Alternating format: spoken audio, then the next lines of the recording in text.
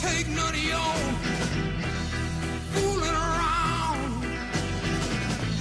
I ain't gonna take none of your putting me down.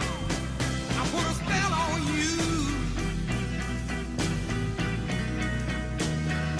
Because you're mine.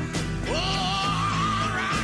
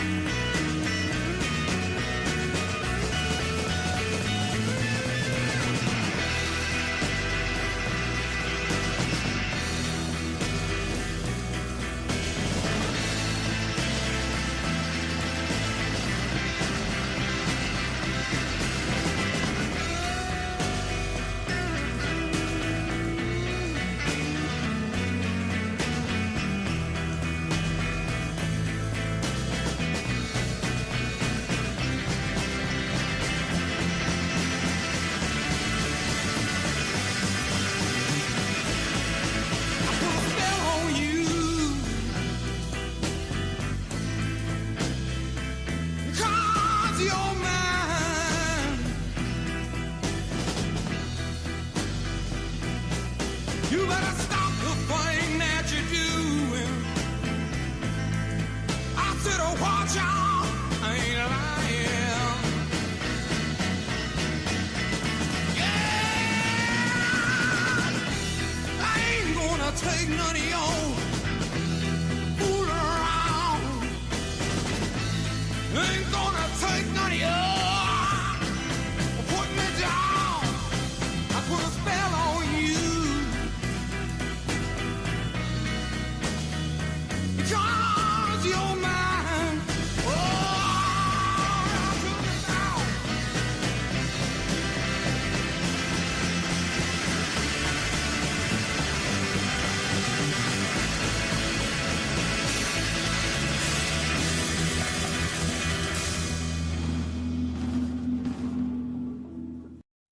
I took my troubles down to Madame Ruth. You know that gypsy with the gold cap tooth. She's got a pad on 34th and Vine, selling little bottles of love potion number 9. I told her that I was a flop with chicks. I've been this way since 1956. She looked at my palm and she made a magic sign. She said, what you need is love potion number 9. She bent down and turned around and gave me a wink. She said, I'm gonna mix it up right here in the sink. It smelled like turpentine and looked like India ink. I held my nose, I closed my eyes. I took a drink. I didn't know it was a day or night. I started kissing everything in sight. But when I kissed the cop at 34th and Vine, he broke my little bottle of love potion number 9.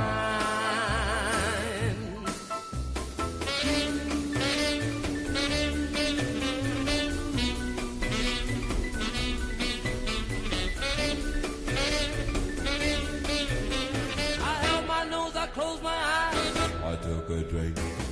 I didn't know it was a day or night. I started kissing everything in sight. But when I kissed the cop at 34th and Vine, he broke my little bottle of love potion number 9.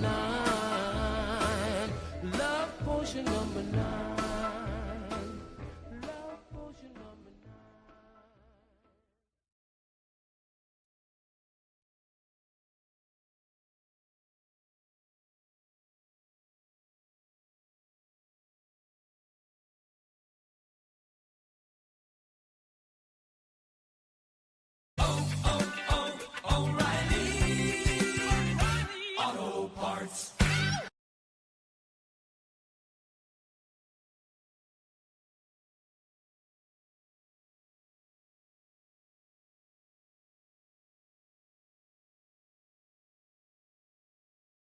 Push the goddamn button. Push the goddamn button.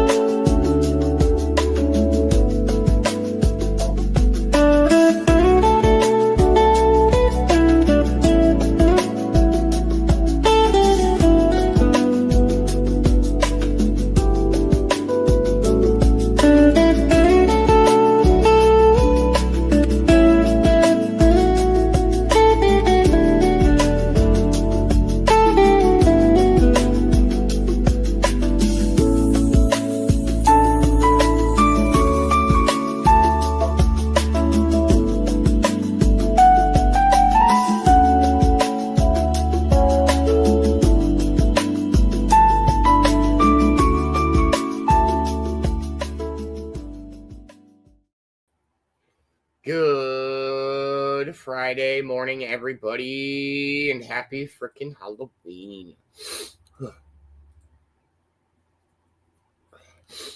Cheers, cheers. I hope everybody's off to a dope start to their day.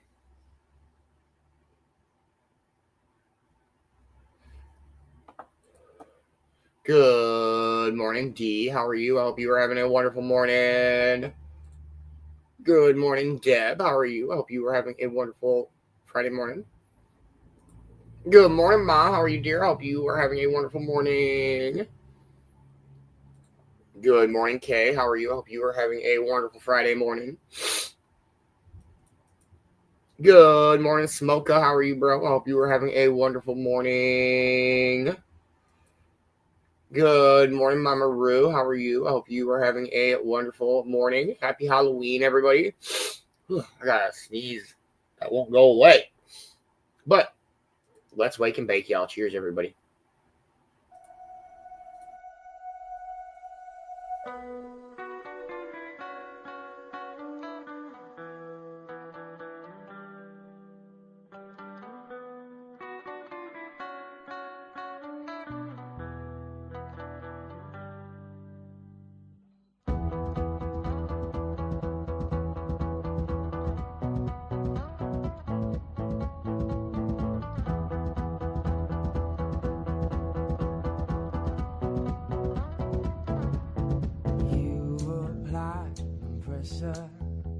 Tell me crystalline, and you've got the faith that I could bring paradise. I'll forgive and forget before I'm paralyzed. Do I have to keep up the pace to keep you satisfied? Things have gotten closer to the sun, and I've done things this won't lose it. So don't think that I'm pushing you away when you're the one that I've kept closest.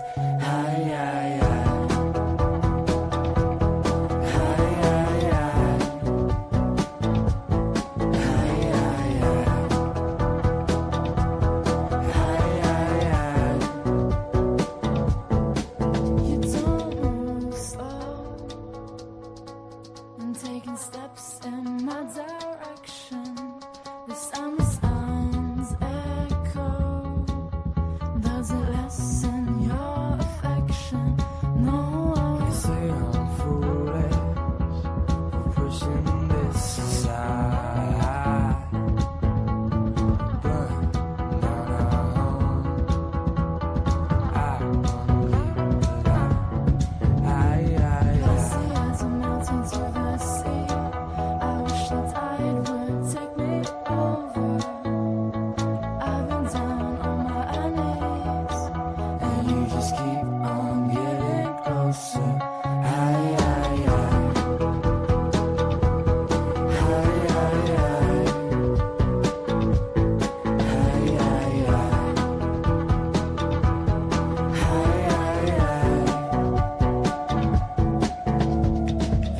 Dancing closer to the sun, and I've done things in small doses. So don't think that I'm pushing you away when you're the one that I've kept closest.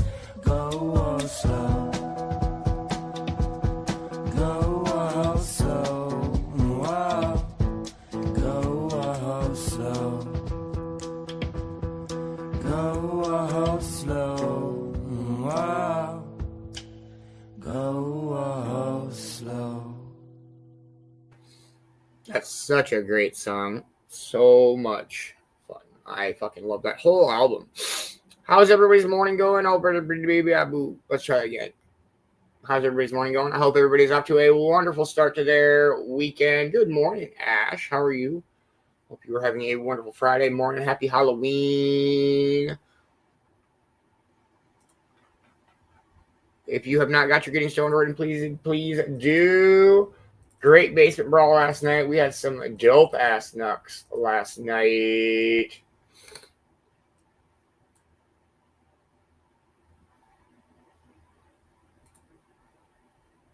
I think it's okay, but I don't think it's coming. I don't think it's going anywhere. I was looking at that earlier too. All right, our first round knucks were the Knucko Lanterns. I can't remember who won this set. I have to go back to ask cops. Round 2 was the Phantom Knucks, or the Phantom of the Knuckra. That's like I just called it. I think Cornbread won the Phantom Knucks. Then we had the Black Cat Knucks. And Magic won these.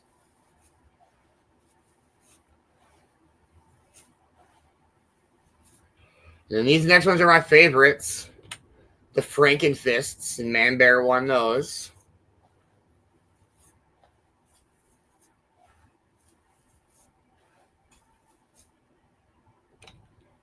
And our last one was the Nuxferatus, I believe is what we settled on, Ash. And Magic won round 5. Magic got the Draculux. The Nuxferatu, that's so great, Ash. And then our silver Knucks last night went to Magic. They are totally not Nightmare Before Christmas themed Disney. You don't have to worry about that at all. Totally not inspired at all.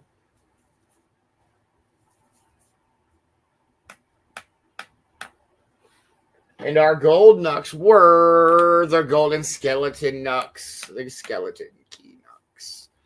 And our gold Knuck winner for the month of October is the one, the only, the badass herself, Kay Klingman. Out there kicking ass and taking names last night. Yes, Kay, you are our gold Knuck winners.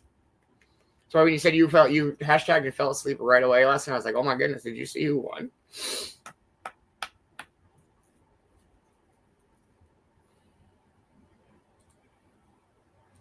And those are one of ones. Those are not replicated. So like anybody who has Nux like that, you're the only one that has any Nux like that. Oh man. Don't miss out on today. It's going to be a dope day today. We got this day in history coming up here after 420. We'll morning speaker it up. We do have our NFL Pick'em show at noon today. We're going to move that from this evening to today to clear some space out tonight. I'm super excited. So definitely come and watch us make our picks. Let's go Ravens. That was good. Starting off the week strong, Smoka. I think everybody went with the Ravens last night, so we're all right. I did not do very well last weekend in my pick'ems, so I will be point of multiple scrutinies, which is okay. I deserve that. But it's going to be a better week this week. Let's go football. Don't miss out on the Chillin' in the Cove this afternoon. It'll actually be the last Friday Chillin' in the Cove. So, I mean, there will still obviously be Chillin' in the Coves, but just not on Friday afternoons for the foreseeable future. And then don't miss out on the tailgate show this evening. Sound Injections Decay interview is coming up at 9. So at 8, we will be going live pre-game tailgate style.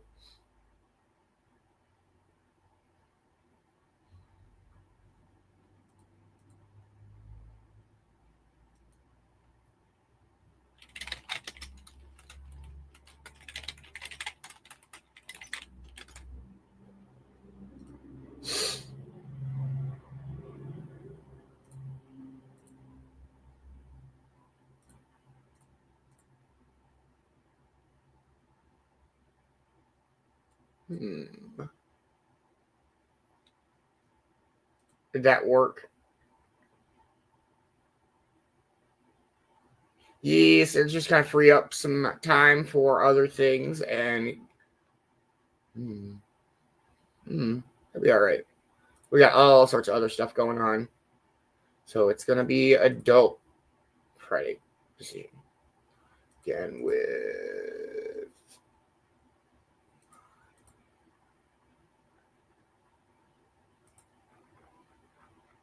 yay! There we go.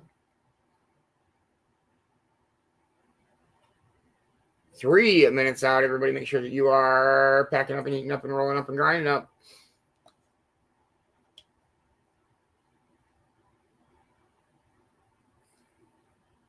So it's going to be a dope day. But yeah, for a while or whatever until just going to take Friday afternoons off, but still obviously shows in all the other afternoons. So it'll be Monday, Tuesday, Wednesday, Thursday, Saturday, Cove shows.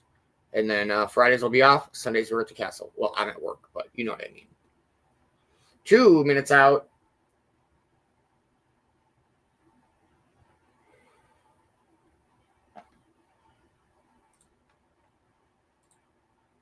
Anybody have any big Halloween plans? I do not. Besides the dope-ass shows today. I'm smoking on a peanut butter and jelly vape. It's very interesting. I don't know how I feel about it. It's not bad, but it's peanut butter and jelly. It's interesting.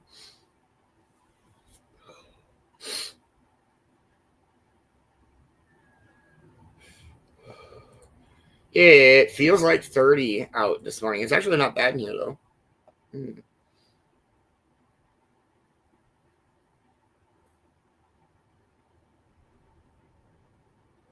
So by the looks of it, Kay, that is totally a boat, but I don't think it's moving.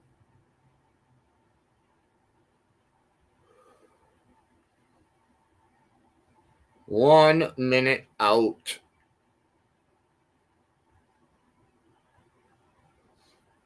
Yeah.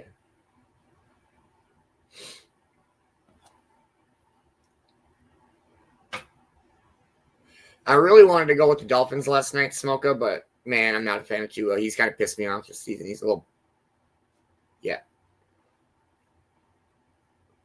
Man, it was a great basement brawl last night. I called Silos a bitch a few times, and yeah, it's a good time. It's a good time.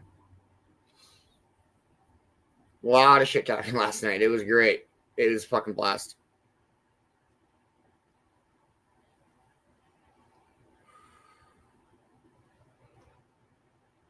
Happy 420, everybody. Cheers, cheers.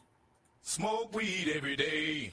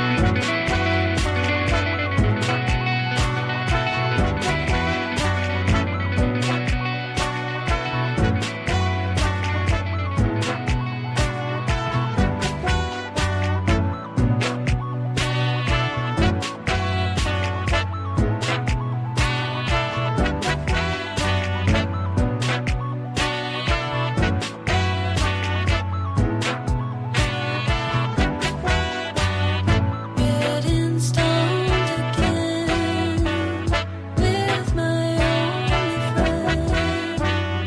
Getting stoned again with my only friend. Getting stoned again with my only friend. Getting stoned again with my only friend. Getting stoned again with my only friend. Getting stoned again with my only friend.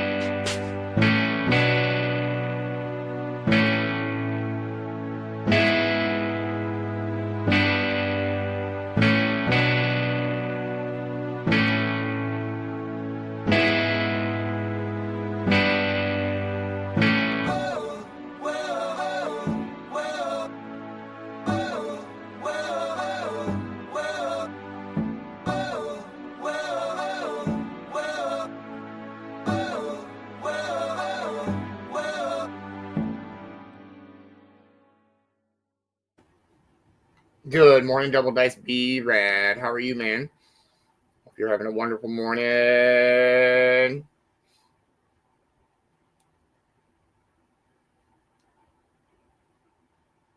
Oh man, that's a crazy cloud rolling in, and I can't get us any higher up as far as I know. This is as high as we can get, you guys. Fucking eye boogies. Let me see what else is going on in the cam world, though.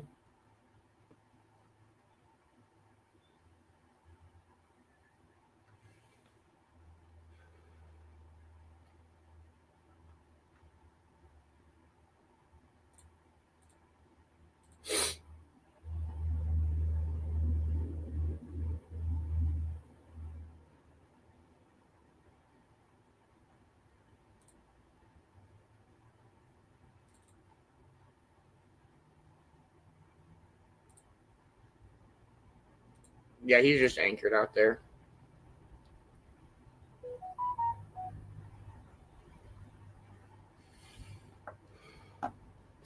But we'll go back to the tower.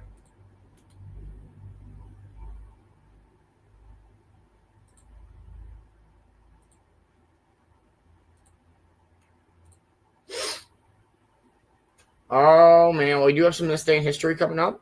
We'll play some tunes and dive on in. Cheers, everybody.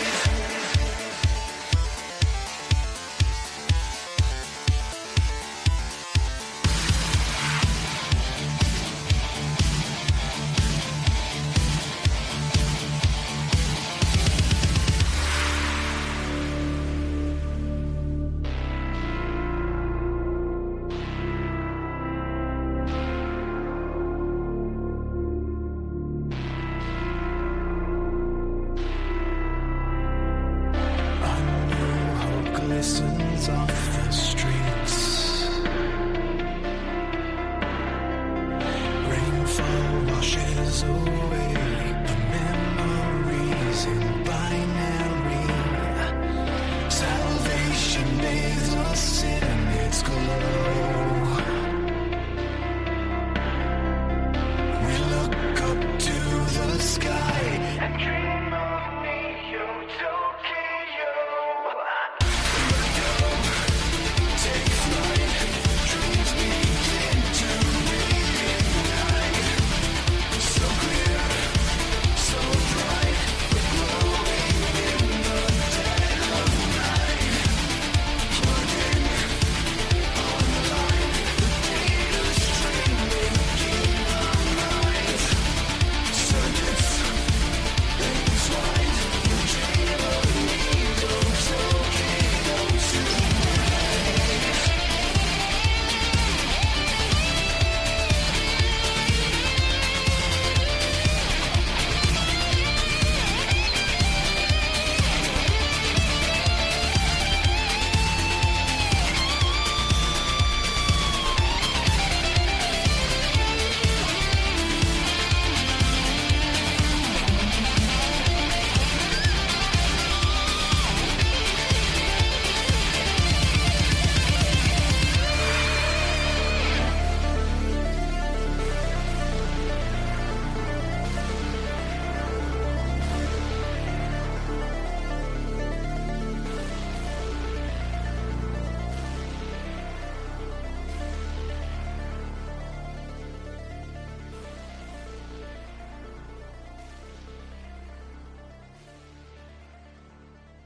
Good morning, Amber. How are you? I hope you were having a wonderful Friday morning. Happy Halloween.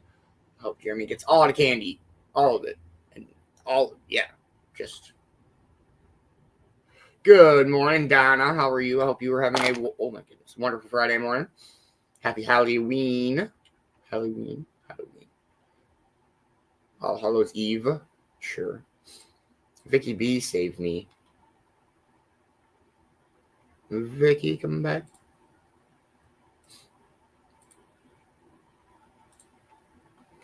All right, this day in history for today, October 31st, 20-something or another. It's Halloween. Here we go. Welcome back. Today we'll take a trip across America. We have a luminary, a song, and a quote. So grab your favorite cuppa, settle in, and let's have a look.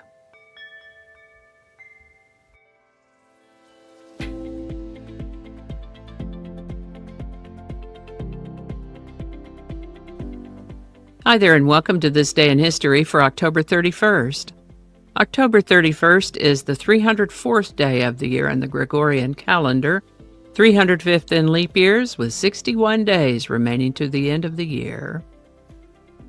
It's Halloween in Ireland, Canada, United Kingdom, United States, and some other places too. Samhain in the Northern Hemisphere, Beltane in the Southern Hemisphere, and October 31st is the first day of the Day of the Dead. Today's word is pave. Pave is a verb that means to cover a surface, usually a road, path, or floor, with a hard material such as stone, concrete, asphalt, or bricks, to make it smoother and more durable, as in, the city plans to pave the old dirt road. Pave can also be used in a figurative sense, where it means to prepare the way for something, to make progress possible, as in their groundbreaking research paved the way for future discoveries. The word pave comes to us from Middle English, Old French before that, originally from Latin, where it meant to beat, ram down, or tread, as in ramming down earth or stones firmly to create a solid surface. So, not much change from back then, huh? First known use of the word pave is in the 1300s. Pave. Mr. B and I follow a YouTube channel called Itchy Boots by a Dutch woman named Noralie Schoenmaker, who travels the world on a motorcycle. We found her when she was traveling from the southern tip of South America up to the top of Alaska on a little red Honda, that she called Alaska. She prefers to avoid things like main road highways or interstates such as that. She goes more for dirt paths and unpaved roads or the lesser traveled back roads. And hats off to her for that, I'll tell you. I can't speak for other countries, but from what I've seen, we may be spoiled here in America because many of our roads are paved in some way or another. Why does that matter at all? Well, in cases where the roads are unpaved, they're likely to be dusty and bumpy when dry, muddy in wet times, and I'm not talking just muddy boots in the kitchen. I'm talking about deep, unruly mud that will suck the boots off your feet if given the chance. Ponding on pavement is a caution, but ponding on a dirt road like that out in the middle of nowhere is something else altogether. We've seen Norley get into some situations that are downright dire, such that we remind ourselves, okay, she got through this one. We know she got through this one because she got somewhere and was able to edit and upload the video. That's how bad it can be on an undeveloped road. That said, a good deal of the U.S. was still in development in the early 1900s. Concrete and asphalt pavement weren't a thing yet, and you were lucky if your town or city had gravel or brick on the streets. Out in the country between towns, and even in many towns and cities, the roads were just dirt.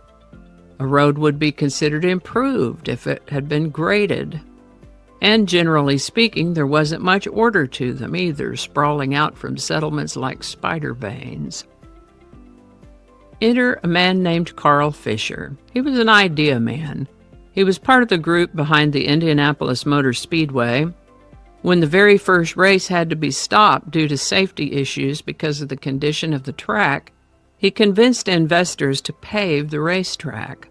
Since concrete and asphalt pavement weren't a thing yet, they paved the track with 3.2 million bricks, earning Indy the nickname the Brickyard. That was in 1909. Carl could clearly see the growing importance of the automobile on American life and was very pointedly aware of the poor condition and haphazard arrangements of roads in America. He had an idea to create a paved highway across the nation from east to west, New York City to San Francisco, Times Square to Lincoln Park. And so it is that on October 31st, 1913, Carl Fisher formally dedicated the Lincoln Highway. 3,389 miles long initially. It took them a few years to get the whole thing pulled together, but they did get her done. The Lincoln Highway still exists and goes through New York, New Jersey, Pennsylvania, West Virginia, Ohio, Indiana, Illinois, Iowa, Nebraska, Colorado, Wyoming, Utah, Nevada, and California. The first transcontinental road for automobiles in the United States. The Lincoln Highway pioneered transcontinental automobile travel by integrating and improving existing roads into a cohesive 3,389-mile route from New York to San Francisco, completed in rough form by 1915 and reduced by a few hundred miles by 1924 through realignment and paving efforts. This infrastructure cut cross-country driving times from an estimated 60 days on primitive paths to 20 to 30 days by the mid-1920s, averaging 6 miles per hour while navigating variable conditions and limited services. Such dependability validated automobiles for long-distance use, accelerating their adoption amid rising affordability. The Lincoln Highway. This is the birthday of singer-songwriter Thomas Richard Paxton, born October 31st, 1937, in Chicago, Illinois, in the U.S. His family moved to Bristow, Oklahoma in 1948 when he will have been around 11 years old, and he considers Bristow to be his hometown. He developed an interest in performing while in high school, where he participated in school plays and played trumpet in the school band. After high school, he enrolled at the University of Oklahoma. He encountered folk music enthusiasts there and began writing songs. He did a stint in the U.S. Army where he was posted to Fort Dix in New Jersey and thereby exposed to East Coast music scenes. After the Army, he migrated to Greenwich Village in New York City, where he rubbed elbows with the likes of Bob Dylan and Dave Van Ronk. We've talked about both of those guys before. He made some key connections with folk music luminaries, and Pete Seeger's praise of Tom Paxton's music helped net him opportunities for live recordings and appearances on radio that helped him get a wider audience. Tom Paxton released his first of 10 studio albums in 1964, the most recent one in 2022. In addition, he has live albums, compilation and collaborative albums, singles, recordings for children, as well as books and songbooks, and of course videos and DVDs. And songs he's written have been performed and or covered by lots of other artists. Happy birthday, Tom Paxton. Today's song is The Last Thing on My Mind by Tom Paxton, one of his most covered songs. The Last Thing on My Mind has been covered by at least 30 documented covers across genre, with artists such as Porter Wagner, Dolly Parton, Chet Atkins, Bob Dylan, Joan Baez, and Glenn Campbell, just to name a few. Based on the traditional lament song, The Leaving of Liverpool, if you've been on the planet for a couple of decades or longer, you might be able to relate to this one in some way or another. I listened to it before I started writing about it, and then again while I was getting ready to record, and I struggled to keep from tearing up and wrecking my eyeliner. The Last Thing on My Mind by Tom Paxton, link in the description. How about that? For today's quote, we have an aphorism, an old proverb, and I imagine some of your parents or grandparents may have quoted it to you at some point in your life. You might have said it yourself to someone, and it is, the road to hell is paved with good intentions. Alrighty, y'all take care. Be good to each other. I'll see you next time. Recordings for children as well. Really? Okay.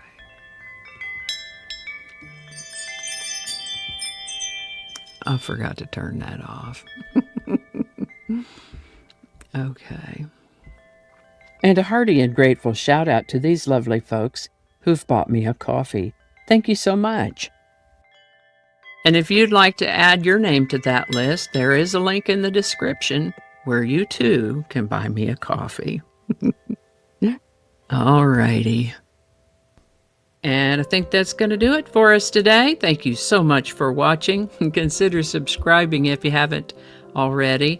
Feel free to share this video with a link in your email, messaging, or social media. If you enjoy this series, you can check out the playlists in the description. You can find me on BitChute, Facebook, Odyssey, Rumble, YouTube, and X, as well as on a blog page called No Really. No Really. No Really. Consider following my Day in History page on Facebook if you're on Facebook. I also have a Patreon account now, or you can buy me a coffee. All those links are in the description.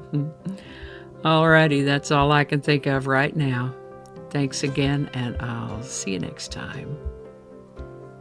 Much love, Vicki B. Thank you so much for this day in history every day. We super duper appreciate you. Happy Halloween, and please make sure that you are following Vicki on all of the platforms. Check out to buy her a coffee, and she's a dope person. Good morning, Cornbread. Good morning, Beanz. How are you? Good. How are you? Good. Hope you're having a wonderful Halloween morning. Yes, happy Halloween, everybody. Let's go. Oh, man. Good morning, Amber. I hope you're having a great morning. Good morning, Ma. Good morning, CJ. Good morning, Deb. Good morning, Kay. Good morning, Double Dex Brad. Good morning, Mama D. Good morning, Mama Roo. Good morning, Smoker. I think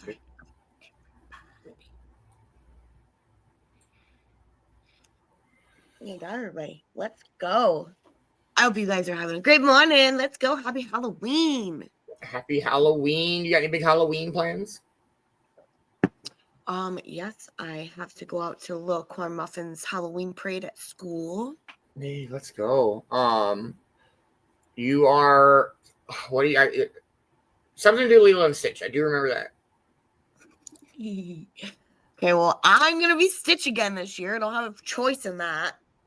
Little Corn Muffin said I have to. I was like, okay. She's gonna be Angel. Okay. The other one's gonna be Corpse Bride. And the oldest is gonna be, I think she's like some sort of anime character. I feel like that's like a rite of passage transitional period in a kid's life of when they go from like being like childhood spooky to like, I want to be terrifying and I want like, I'm gonna be a zombie this year. Like, I don't know, you know what I mean? Like, yeah. So I'm gonna be Stitch again this year. That's okay. I got the costume. I am gonna go as me. Yeah. Yeah. All right, let's song of the day it up. I don't know if I've ever heard this one. I don't know if I've ever heard Tom Paxton. I might have to do some research on that one. But cheers, everybody. Cheers.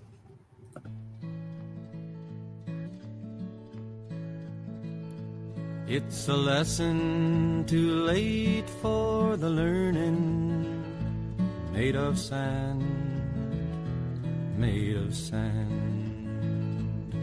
In the wink of an eye my soul is turning, in your hand, in your hand. Are you going away with no word of farewell? Will there be not a trace left behind? Well, I could have loved you better, didn't mean to be unkind. You know that was the last thing on my mind. You've got reasons aplenty for going. This I know, this I know. For the weeds have been steadily growing. Please don't go, please don't go. Are you going away with no word of farewell? Will there be not a trace left behind? Well, I could have loved you better, didn't mean to be unkind. You know that was the last thing on my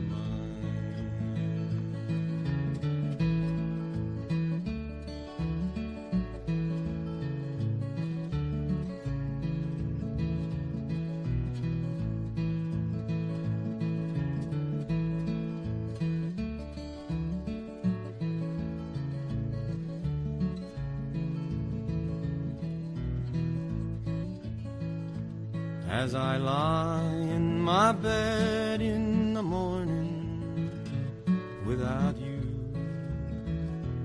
without you.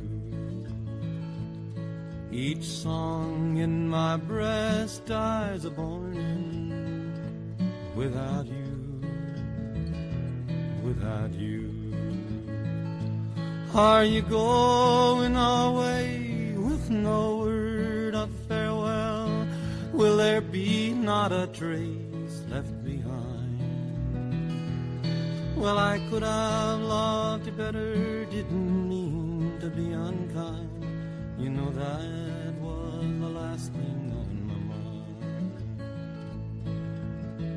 That was the last thing on my mind.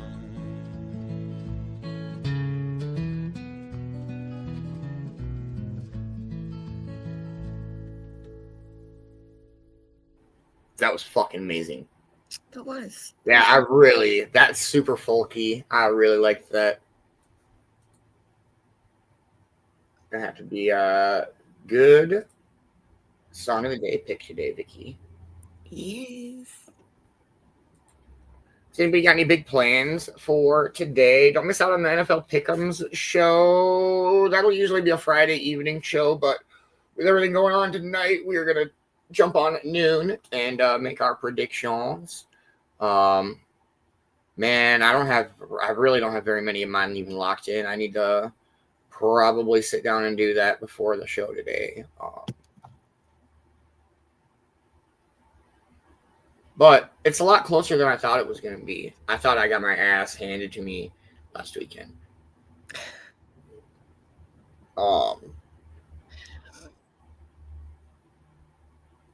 Yeah, Cornbread, you got the Phantom Nux last night.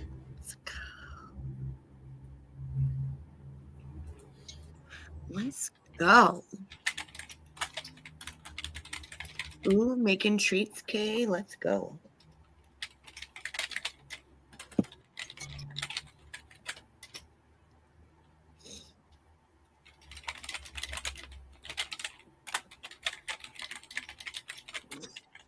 Thank you, Mom.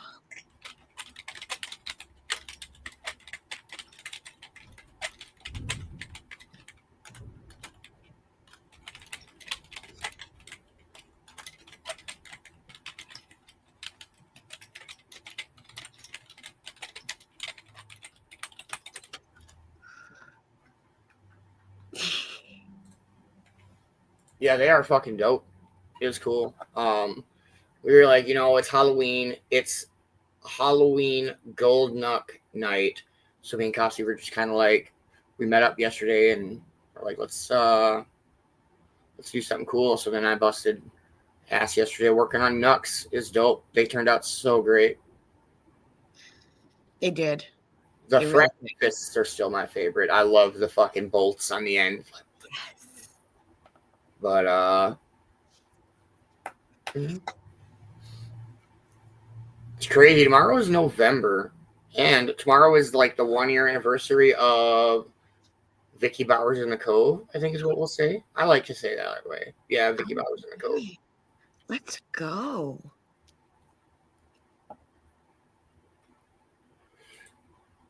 Hey, good morning, Panda Annie. Good morning. Hope you're having a wonderful Friday morning. Happy Halloween to you and your little one.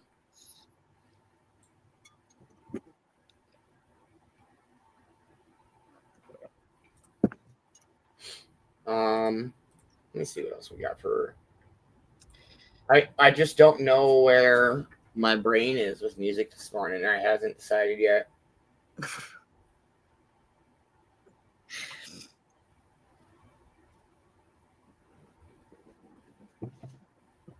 I was just listening to Insane Clown Posse last night. I don't think I don't think that we shouldn't listen to that this morning. No. Yes, Mama, the black cat. Yeah, those ducks were cute too.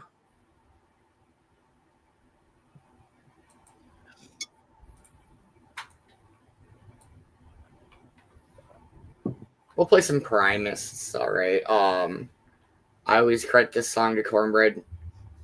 I just think it's funny. Kossi always jokes that like when the song lyrics don't match the song, you'll get it. This is such a dope song. I fucking love Les Claypool. Primus, let's go. He is a OG goat at bass guitar.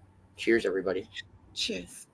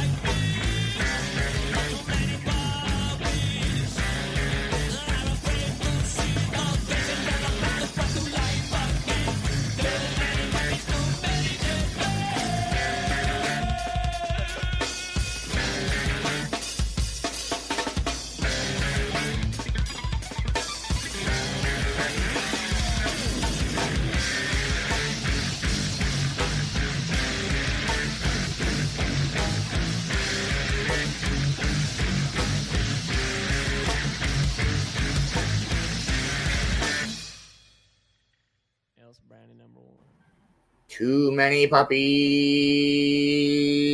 I fucking love Primus. That shit's great. So I love it. Yeah, for real, Box Man. The song always makes me think more. Too Many Puppies. Hope everybody's having a dope Friday morning. I'm just going to throw it out there. It totally looks like angel wings or a butterfly. However, whoever, whenever, wherever. Not judging. Cheers, everybody.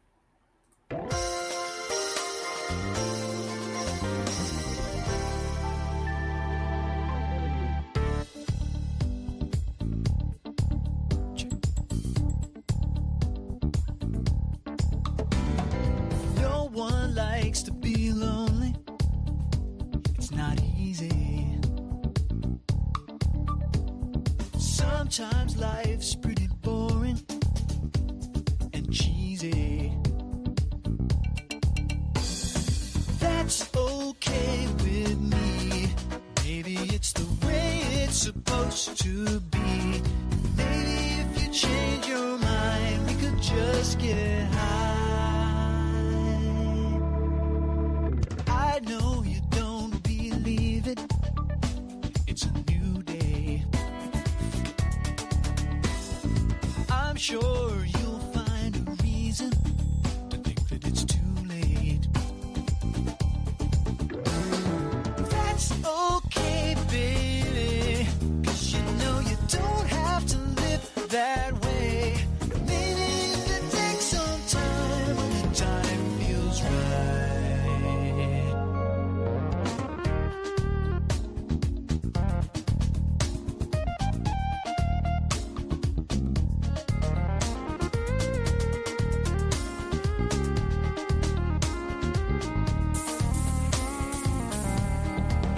And I know that you've been afraid, and I know that you felt uncool, and I know that you feel ashamed to do what you want to do. Don't try to tell your mama that it's gonna be alright. You'll never explain to your father that the sun shines. That's okay with me. Maybe it's the way it's supposed to be. Maybe if you change your mind, we could just get high. Could get high. Could get high. Could get high.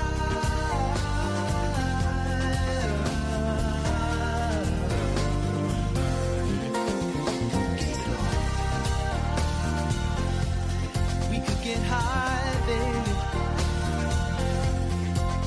Book a flight. Go to China, baby.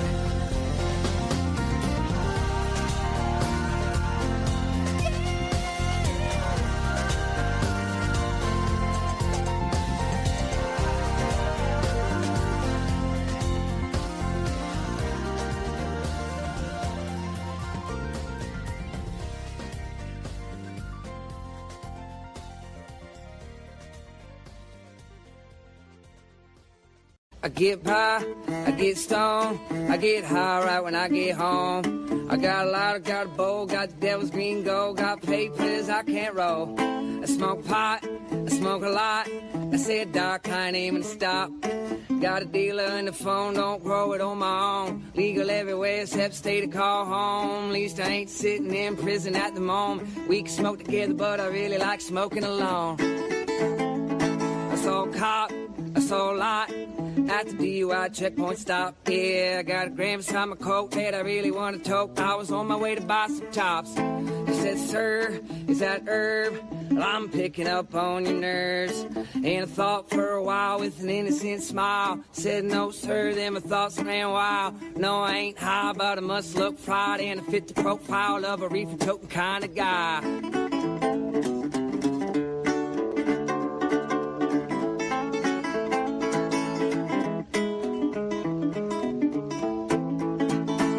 He said, search. I said, no. He said, out the damn door you go. Then threw me on the hood, said, you lying no good. Said, is there a law that I should know? I got jail, I got bail, I got how in the morning was pale. I said I love to smoke weed and I hope it loves me. We've been spending time together 8 days a week. Couldn't get enough, had to put me in the cuff. Said a couple lines too much, then you called my bluff.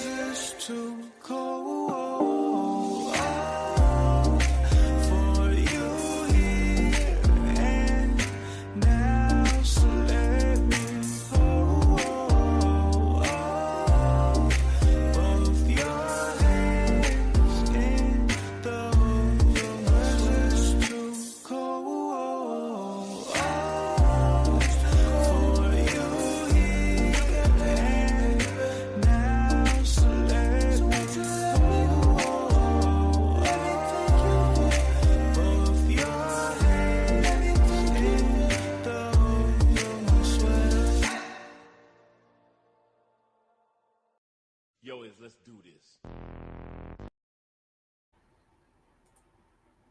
Good morning, itty bitty. How are you? I hope you are having a wonderful Friday morning. Happy Halloween to you and the itty bitty bittier, like the littler, the ittier, your children is what I'm trying to say.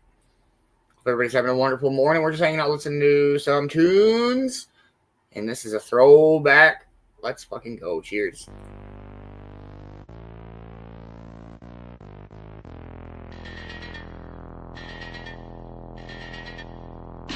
Color, color, color, color, color, color.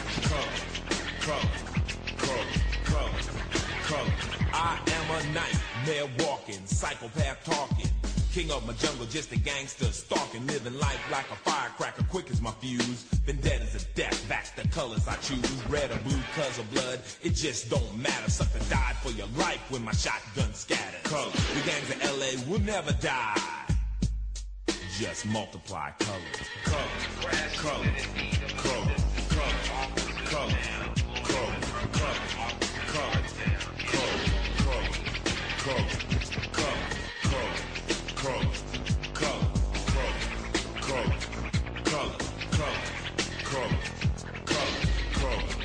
color, you don't know me, fool. You disown me, cool. I don't need your assistance, social persistence. Any problem I got, I just put my fist in. My life is violent, but violent is life.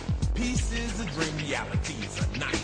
My colors, my honor, my colors, my all. With my colors upon me, one soldier stand tall. Tell me, what have you left me? What have I got? Last night in cold blood, my young brother got shot. My homeboy got jacked, my mother's on crack. My sister can't work cause her arm showed tracks. Madness, insanity, live in profanity. Then some punk claiming they're understanding me. Give me a break, what world do you live in? Death is my set, guess my religion. Color, color, color, color, color, color, color, color, color, color, color, color,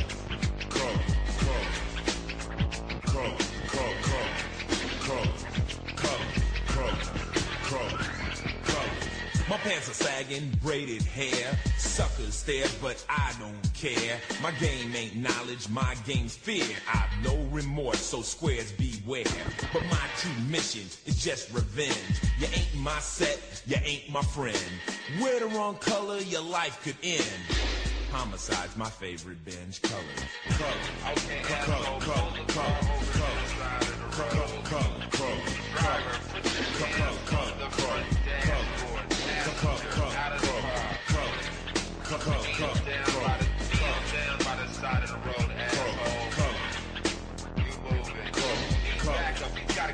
so I'll just walk like a giant, police defiant. You'll say to stop, but I'll say that I can't. My gang's my family, it's all that I have. I'm a star on the walls, my autograph. You don't like it, so you know where you can go.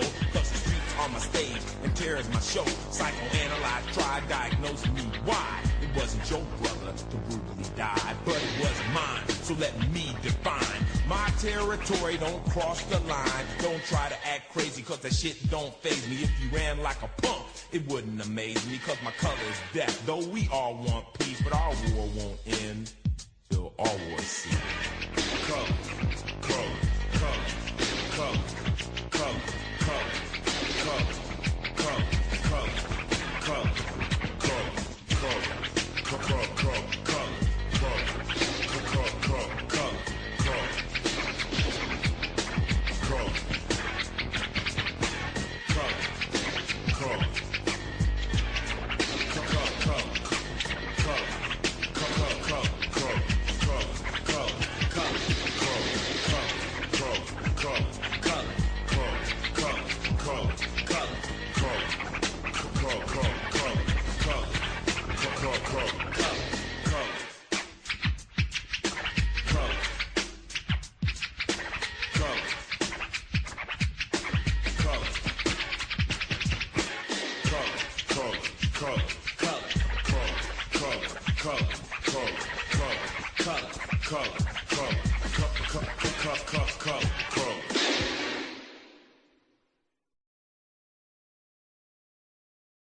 You know, my dog Max just isn't excited by his treats anymore. I wish I found something truly special for him. I know exactly what you mean. My Luna was the same until Canine's Kitchen. Their #1 ingredient is always love. Canine's Kitchen? What makes them so different? Homemade with care, compassion, creativity. Expect crunchy bites, soft chews, all natural goodness. Plus, recipes for calming, shiny coats, or delicious snacks. Handcrafted with my pet's well-being in mind? That's a name I can trust. Yes, Kay's love for animals truly shows. Wholesome, heartfelt, handmade. That's their promise. Max deserves treats made with that kind of love. To order or learn more, contact Kay or the Cove Crew today. K9's Kitchen, where love is always the first ingredient. Looking for something truly special? At Crafty Creations, every item is handmade with love. From cozy custom accessories to fun pet toys, Mama Ru's got you covered. Mama Ru specializes in custom crochet. Soft custom pieces, stylish clothing, playful pet toys your furry friend will adore, and even unique bong cozies for safe, stylish storage. Every piece uses high-quality materials, ensuring comfort and creativity. Want a custom crochet piece for yourself, your pet, or your home? Mama Ru can make it happen with care, creativity, and a whole lot of love. Reach out today and create something beautiful. Visit Crafty Creations by reaching out to Mama Ru, or connect on social media to place your order by reaching out to anyone on the Cove Crew. Give the gift of handmade, heartfelt creations, perfect for yourself or a loved one. Ready to crank it up? Want to hear the real stories behind the best artists and musicians? It's time to plug into Sound Injection, the show that gets raw and real. They bring interviews with the hottest musicians, artists, and creatives in the game. Live, unfiltered, and full of fire. Watch them on Facebook, YouTube, Twitch, or Instagram, with multiple shows a week. They've got the best hosts in the biz, bringing you the inside scoop you won't find anywhere else. Don't miss out. Sound Injection is the go-to for music, passion, and raw talent since 2024. Tune in every week and get hooked on what they've got going on.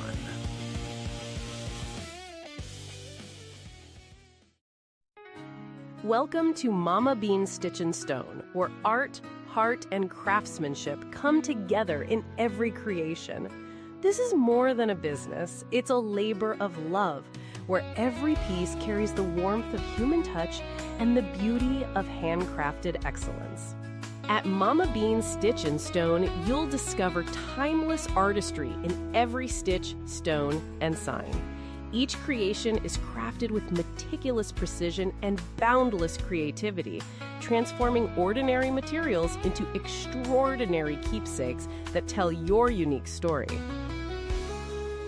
As a mother, grandmother, and artist, she approaches each project with a unique blend of technical mastery and emotional depth, ensuring every piece becomes a cherished heirloom that speaks directly to the heart.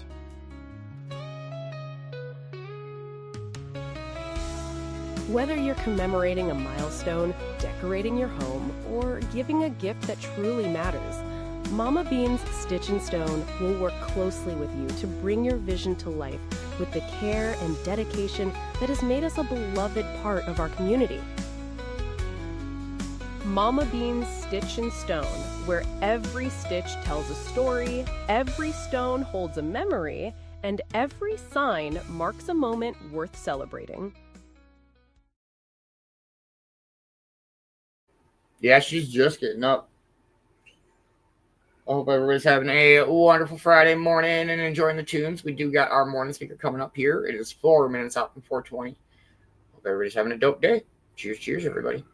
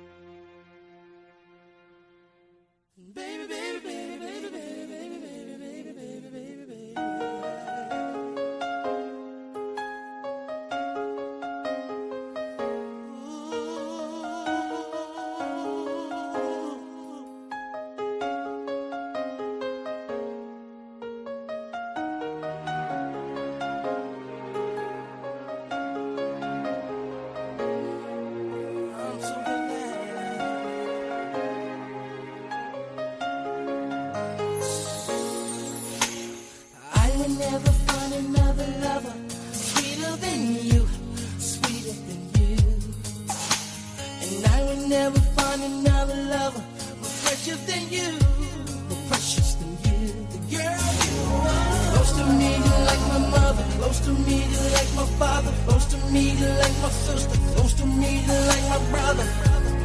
You are the only one, you're my everything. And for you, the song I sing. All my life, I pray for someone like you. And I thank God that I finally found you. All my life, I pray for someone like you. And I hope that you feel the same way too. Yes, I pray that you do love me too. I said you're all that I'm thinking of,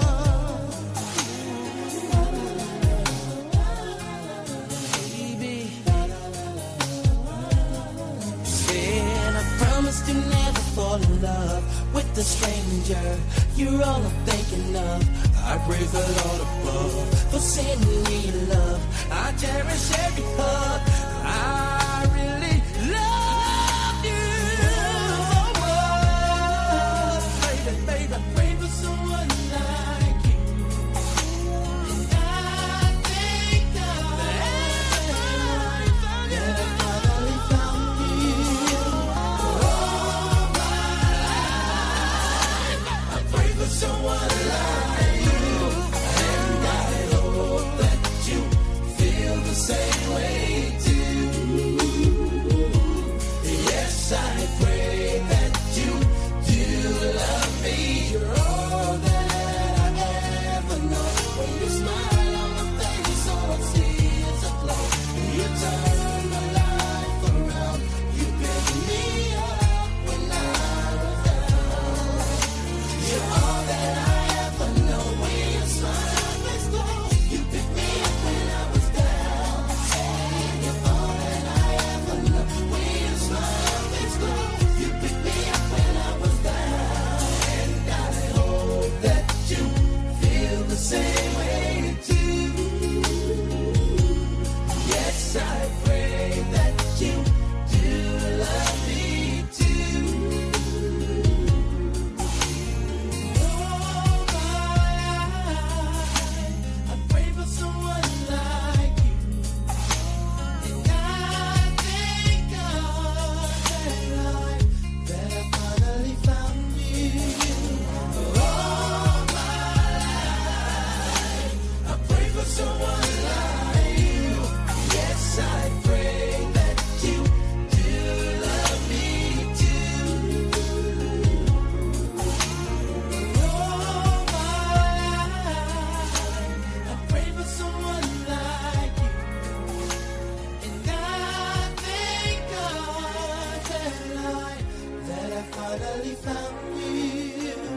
All my life, I pray for someone like you. Yes, I pray that you do love me too. And all my life, I pray for someone like you. And I thank God that I finally found you.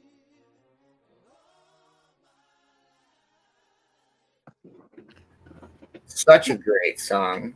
That is a great song. And Boxman, what are you talking about? What are you talking about? What are we talking about Cornbread's place for? Oh, I played Too Many Puppies by Primus, and I would say that's your song. Not anymore. It was at that point. 101. Do you see it's quiet? It's very quiet. You're Not here. that many puppies. No. All right, I'll start digging for a morning speaker here. We'll play some tunes and cheers, everybody. Cheers.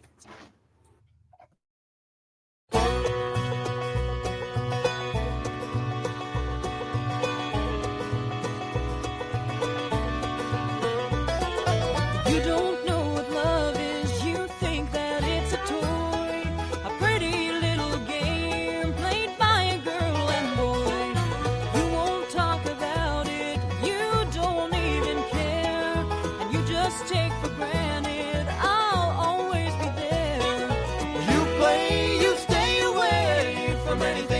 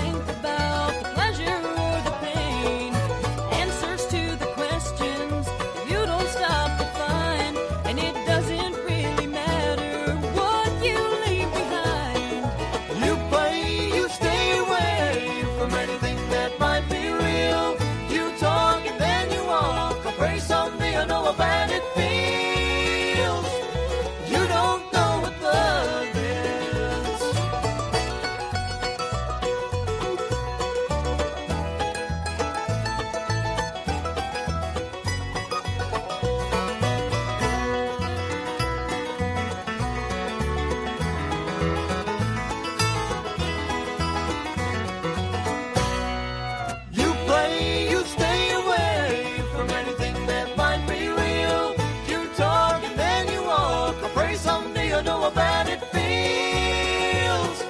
You play, you stay away from anything that might be real.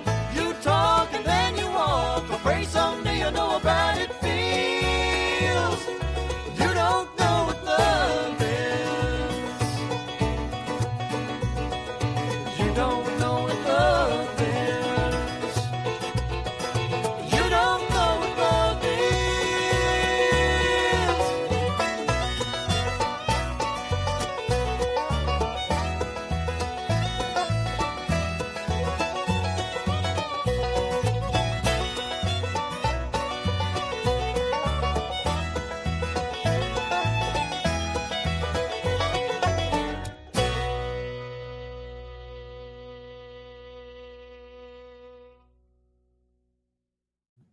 Hey, good morning, Tina. Happy Halloween. Good morning, Athena. I don't know what I'd do without this dog. Get that. Ma says, good morning, Adina. Ma says, good morning, Adina. You're so lovable. No, we're not. No. We were not. You're not biting me this morning. No. No.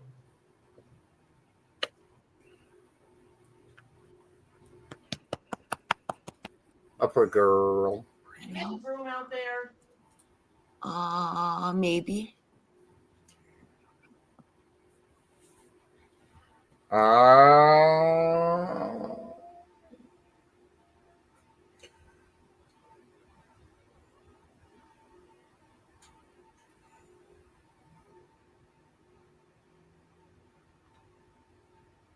We'll go there. 1 second, everybody. I'm sorry. I'm picking a song. If I can fucking find it. There we go.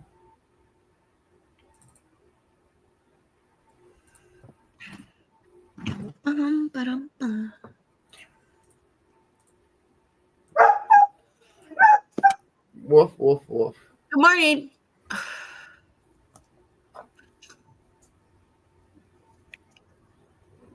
All right, I think I got a morning speaker picked up for us. We'll play one more song and dive on in. Cheers, everybody.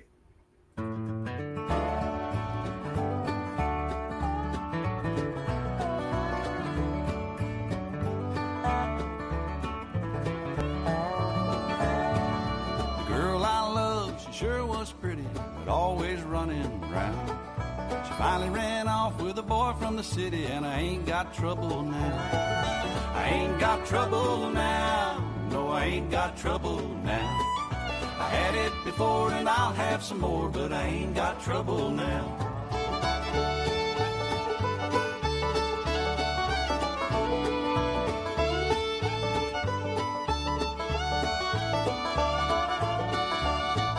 Spent 10 years breaking my back for the meanest man in town. The day I walked out and I ain't going back, and I ain't got trouble now. I ain't got trouble now. No, I ain't got trouble now. I had it before and I'll have some more, but I ain't got trouble now.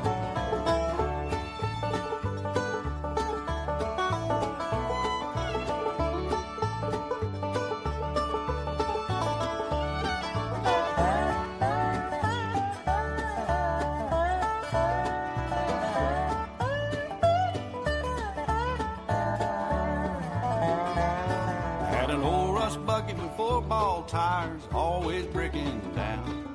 Been walking every day since it caught on fire, and I ain't got trouble now. I ain't got trouble now. No, I ain't got trouble now. I had it before and I'll have some more, but I ain't got trouble now.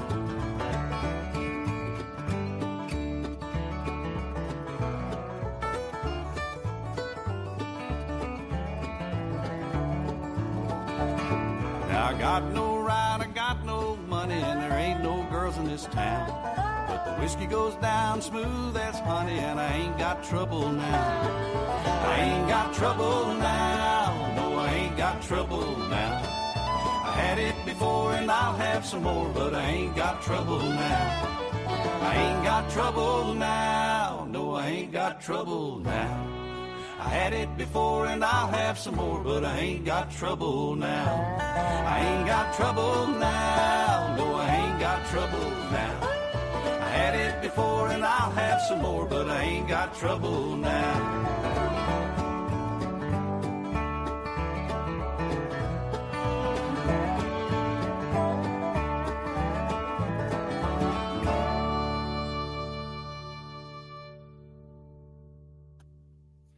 Let's fucking go. Go. Sorry. That is Ruby Tuesday. I was just thinking like 20 minutes ago that I was like bringing that here this morning. Good morning. Halloween's Eve last night at the bar. I'm sure you didn't get out of that bitch till super late. Yeah. You have to whoop any ass last night. I hope you're having a wonderful morning, Britt. All right, this morning's morning speaker, we're going to go with Dwayne Knoll from the Dry Creek Wrangler School. I like this dude. It might be some horse knowledge in there, so take what you want and leave the rest. Yeah.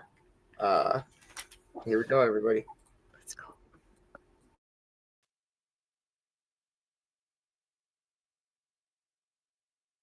School. Good afternoon. Dwayne here, Dry Creek Wrangler School.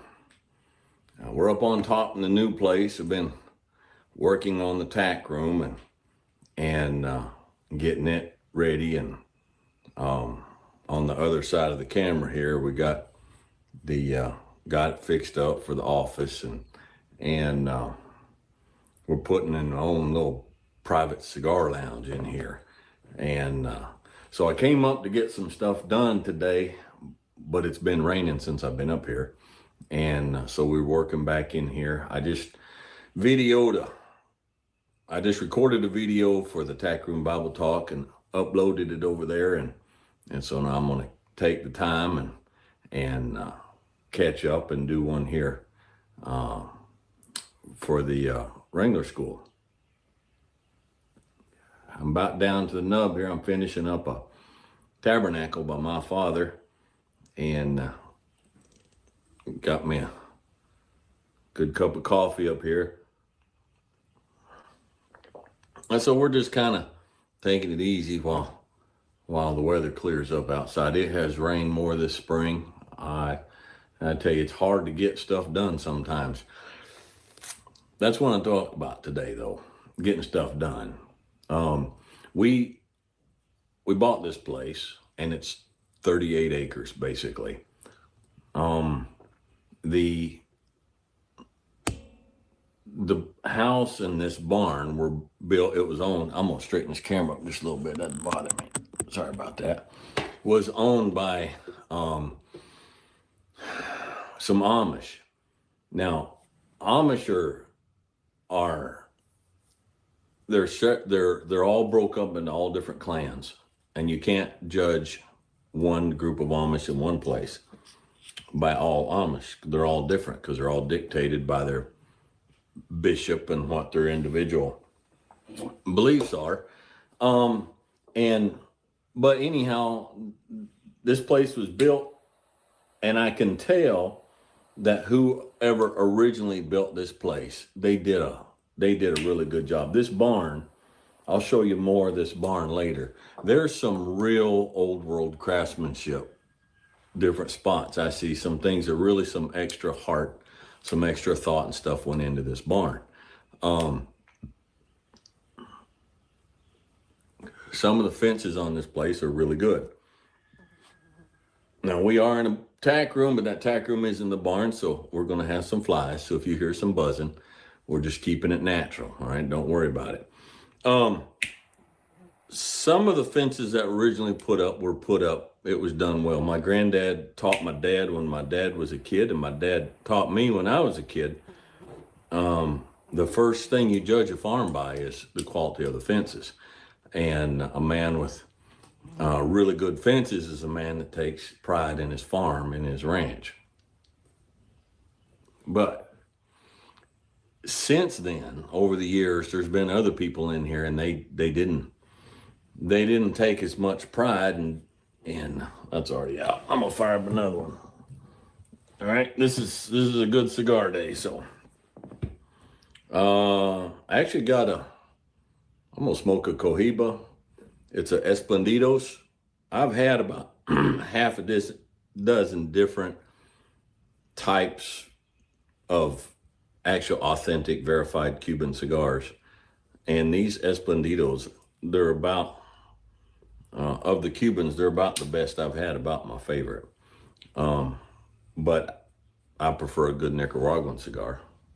But somebody sent me these as a gift, a very generous gift, and they're pretty good, so I have one every once in a while. So anyhow, when we bought this place, there's a lot that needs to be done. Okay, the house was built as a shop house by the Amish, and it wasn't, it's not finished out. It's basically just a shell with a bedroom and a pantry built in. And and then I'm just gonna fuzzle around here, guys. It's just is what it is, okay?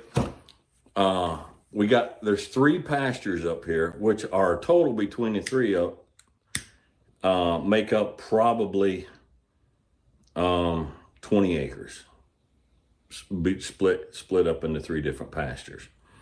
And so we had that, and we had the house, we had the barn, we had a lot of stuff that needs to be done, and then we still have the place down below that we've been renting. I'm going somewhere. I'm just getting there kind of slow and halting.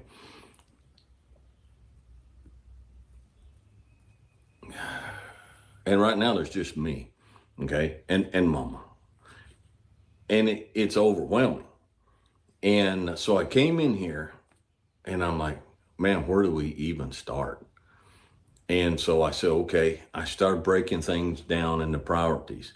Priority is I have to get the horses off of the pasture they're on down below, because it was only like a 3-acre pasture, and there's 7 horses on it. And the weather this spring, we came in here in January, about January 9th or January 11th. And then it's been an incredibly wet spring, and we had nowhere else to go. So they ate that pasture down, and I was feeding hay. And I said, okay, first priority is we have to get these horses off this pasture. So I came up here and went over these 3 pastures, and all of them needed fence work, some more than others. And so I picked the middle pasture. I said, okay, priority number 1 is get the fence fixed on that middle pasture so I can get the horses up here. And that pasture's probably, I don't know, 7 acres. Probably about 7 acres, I'm guessing. And I knew that's not enough for 7 horses all summer, but priority, 1 step at a time.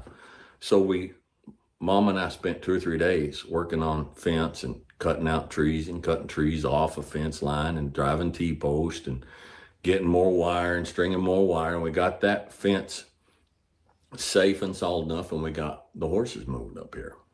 Okay. So that was a priority.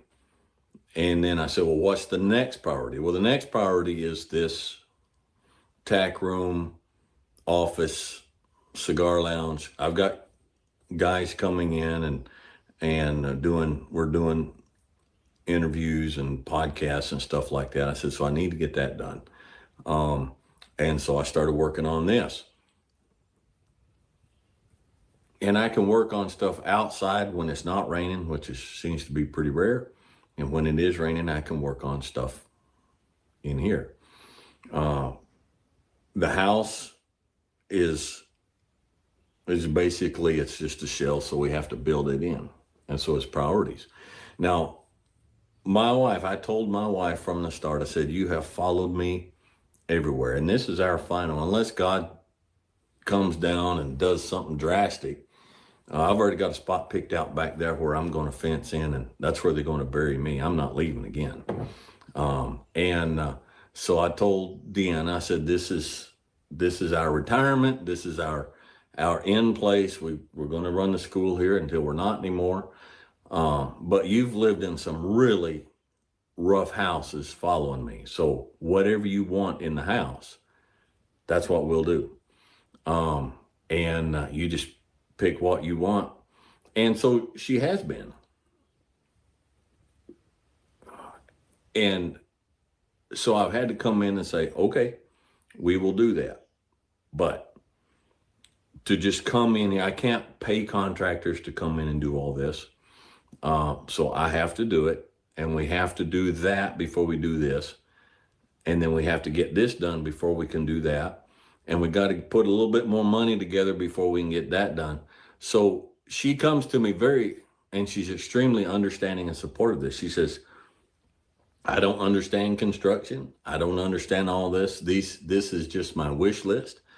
And then you tell me what we can and cannot do and when we can and cannot do it. And so I'll say, okay, we can do that, but it's not on the top of the priority list. Because there's not just building out the video room. There's not just fixing fence. There's not just the yards. You got to keep the yard mowed. You got livestock you got to take care of. There's everyday stuff that you have to do too. So you have to fit that into your priorities. Now the horses have been up here for, I don't know, 2 or 3 weeks now. And they're starting to eat that pasture down. So I've got to get to the pasture next door. And I've got to do some fencing over there. I've got to hang a gate. There's an original homestead well over there that the cover isn't solid. So I've got to get that covered up. So I have to get that open up so I can move the horses over. So the pasture they're on right now can.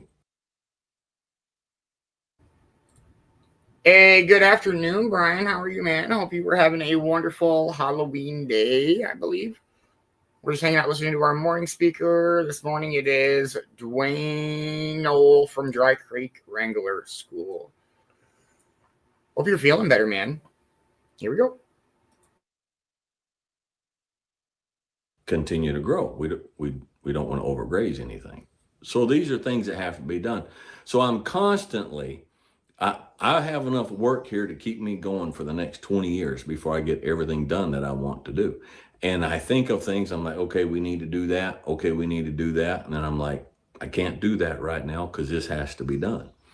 And so I keep things moving forward and I keep things progressing by not getting overwhelmed and not getting too distracted with little things to the side and just prioritizing.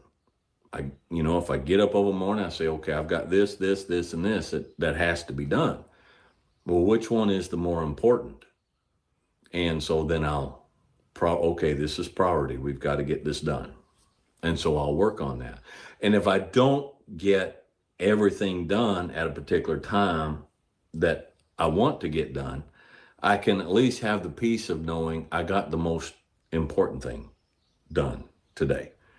And tomorrow we can keep working down the list. Because if you've ever done work like this, any of this stuff, it never goes as fast as you think it's going to. And you never always have the supplies or the tools you need. And it's all of a sudden, man, I thought I had more wire than that. Now I've got to go to town to Tractor Supply and get more wire. And that's a 18-mile round trip. And that took a chunk out of the day I wasn't counting on. And, there's that sort of stuff. But that's just all of life. And I want to apply it today. I want to apply it to a marriage. Okay, if you'll let me do that. I know within reason that there's folks out there that your marriage has grown a lot of weeds. And certain fences have been allowed to get weak. And trees have fallen on fences you had around your marriage when you first started. And certain wires have broken and gotten tangled up. And maybe you're not, maybe you and your spouse are not let's just abandon the ranch and leave. I'm leaving. Maybe you're not at that point, but you're not proud of what you have built. You're not happy, but you've become so overwhelmed with all of the weeds and all the broken fences and the leaky roof and everything that you just don't know where to start. And so you haven't started. You know, I spent 1 year in Bible college one time. My dad told me before I left, I told him, I said, I'm going, and I was grown. I was the second oldest or third oldest single freshman in the college when I showed up. And it was just a small Bible college. And my dad said, son, you don't need to go to Bible college. You've been taught your whole life and you know more Bible than most of the professors that are going to be there. And, but there was a girl there, and I wasn't going for the education. And, so I went because that's where she was going. Now, when I got there, she had another feller, and I might have told this before. I was heartbroken as I wandered around campus. I was just devastated for about 2 days, and I said, "This campus is just full of girls. What am I worried about?" And so I stayed for a year, and but I left with a grade point average of 1.11. I wasn't there to study, to learn. I didn't have a major. Wasn't for any of that, but I would come in, I'd walk into my dorm room and I'd have a stack of books about that high, and I'd slam them down on my desk, and I'd say, boys, I've got so much homework to do, I think I'm gonna take a nap. I was just overwhelmed with the school. I was homeschooled. You know, I didn't grow up in that environment. And I'm like, I don't want to do this. There's more here, and I don't even know where to start. I'm so overwhelmed. I'm going to go take a nap. I ain't going to do any of my homework. If you're going to college, that's not how I recommend you approach it. But that's how we get with life sometimes, whether it's the farm, whether it's the marriage, whether it's the quality of who we are. We're like, man, I've got so much homework. I have so much to study. I have so much to fix. I don't know where to start. So we take a nap. We go to sleep, and it never does get done. All right? And so sometimes if we want to repair a farm, and a farm will not get in this kind of disrepair overnight. And so it's not going to get fixed overnight. It took years of neglect for things to get in this condition. Okay. And so sometimes it'll take years to get it back into its original condition. Marriage is the same way. Your marriage does not get to the negative state that it's in overnight, usually. Now, sometimes a tornado will come through and wipe out your farm, and sometimes a tornado will come through and wipe out your marriage, all right? But normally it doesn't. And so you start out by saying, all right, I'm probably going to have to spend the rest of my life getting things back to the state that they were, the pristine state that it was. But it's worth it. So what I'm going to start doing is I'm going to start prioritizing. Well, what is your priority? So my priority is my finances. No, it's not. No, it's not. Well, my priority is a bigger, better house. No, it's not. It's not. Well, Dwayne, what is my priority? Your priority is your partner. Your priority is your best friend. All right? And that's your priority. Now, I could spend years working on this place, and eventually, if I don't die first, get it back up and get it to where I really want it to be. Hey, good evening, Faisal. Good evening, Faisal. And good morning, Brian. Hope you're having a wonderful morning. We're just hanging out listening to our morning speaker. Here we go.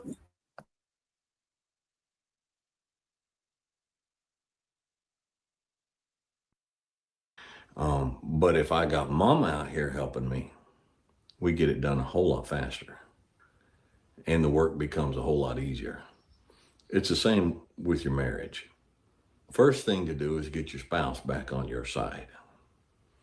Now, I'm not saying she doesn't love you anymore. All right, maybe she don't. And I'm talking to fellas, wives, get what you can out of it. Okay, sorry, but that's how this channel works, okay? I'm not saying she doesn't love you anymore. But she may not like you so much as she used to. And she may not respect you as much as you think she should.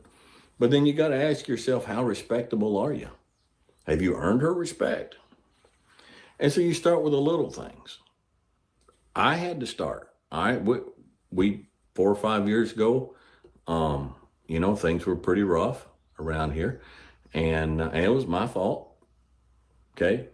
And so I came to the point, it's like, I've got to start fixing things. And, people say, well, one of the things that's missing is, people don't tell their spouse, I love you enough. I think there's something more foundational than that. My wife and I have started, we still, we tell each other, hey, I love you. But you know what carries more weight than that? Is you tell your spouse, I like you. I like you. I like this about you. Because love the way it's defined today and the way approached, love becomes a duty. And when you tell somebody I love you, yeah, it carries some weight sometimes if we act like we do. But the other thing is, there's always in the back of someone's mind, well, you love me because we're married. You have to. But I don't have to like you. And so if I like you as a person, if I respect you as a person, and I tell you, man, I sure do like you, that carries a lot of weight. And it's a little thing. That's a little weed you can start pulling out of your garden. Just start with the little things. Fellas, I'm gonna walk carefully here. I'm gonna walk delicately, okay? You say, the physical aspect of my marriage just ain't what it used to be. Well, whose fault is that? Whose fault is that? When you come in from work and you just approach your wife, bam, all of a sudden, and you haven't taken a shower, all right? You haven't combed your hair. You haven't combed out your beard or shaved. Put on a clean shirt. Okay, put on a clean shirt. Good morning, Kimmy. Good morning, Kimmy. Hope you're having a wonderful Saturday. Good morning, Scott. Good morning, Scott. Happy Halloween, brother. Hope you're having a wonderful day. We're just hanging out listening to our morning speaker, Dwayne Knoll, this morning from Dry Creek Wrangler School. We got a little bit left. Here we go. Clean yourself up a little bit. Because you're telling your wife in a very little way that you're worth the effort, honey. You're worth the effort, and I care enough that I want to take some extra steps to make myself more pleasant for you. And we come and if we're not careful, we'll approach that side of things like we're chopping firewood. And I've said it before, man. Guys, we're microwaves, but your wife is a crock pot. And if you start of a morning before you ever leave, being gentle, being complimentary, not complimentary over the top to the point that it doesn't matter, it doesn't make sense, it doesn't seem real, it seems like you're saying something in order to get something. And then, depending on your situation, just send a little text from work, hey, thinking about you, and then come in and clean up and go help her with the dishes. Now, my wife and I had very clear delineations. All right. I always worked the jobs. I always worked outside the house. I always took care of the finances, change the oil in the car, mowed the yard, split the firewood. She had her job and I had mine. But you know, sometimes if you'll come in and walk across that line and stand beside her at the sink and dry the dishes as she's washing them, you just pulled another weed, buddy. And you're approaching the heart of your wife like you did when you guys first dated. These are the things that you have to start out. These are the priorities. You say, Dwayne, our biggest problem in our marriage, the thing we fight about the most is money. Okay, money's not your problem. All right, your problem is that you and her are no longer pulling in tandem. You no longer have each other's hearts. If you have each other's hearts, okay, if you want what she wants and she wants what you want, then what you both want is the same thing. Let's just say to get out of debt. But you approach it with communication, you approach it with compassion, you approach it like she actually matters to you. All right? And this doesn't work in all situations. I understand that. Okay, I understand there's the other side of things. But if you're in this situation, you got to get your partner back on your side emotionally and mentally and sit down and say, where do we want to go? Sit down and have a talk. Where do we want to where do we want to go with this marriage? What is the number one thing that's keeping us from getting there? Well, then how did this number one thing come up? And what can we do to fix it? What can we do to fix it? And it starts with priorities, okay? You say, Dwayne, we don't agree on the children. We're always fighting about the children. And so I think the number one priority is to get the children so they're behaving again. That's not your number one priority. The number one priority is to reestablish the bonds of friendship with your partner and get your heart and her heart on the same path so you guys can agree. And that may not be instant. All right, I've got a bunch of woods to clean out here and that ain't going to be instant. I've got to fix that fence down there and that ain't going to be done in an hour. It's not going to be done in a day. Okay, it's not going to be done in an instant.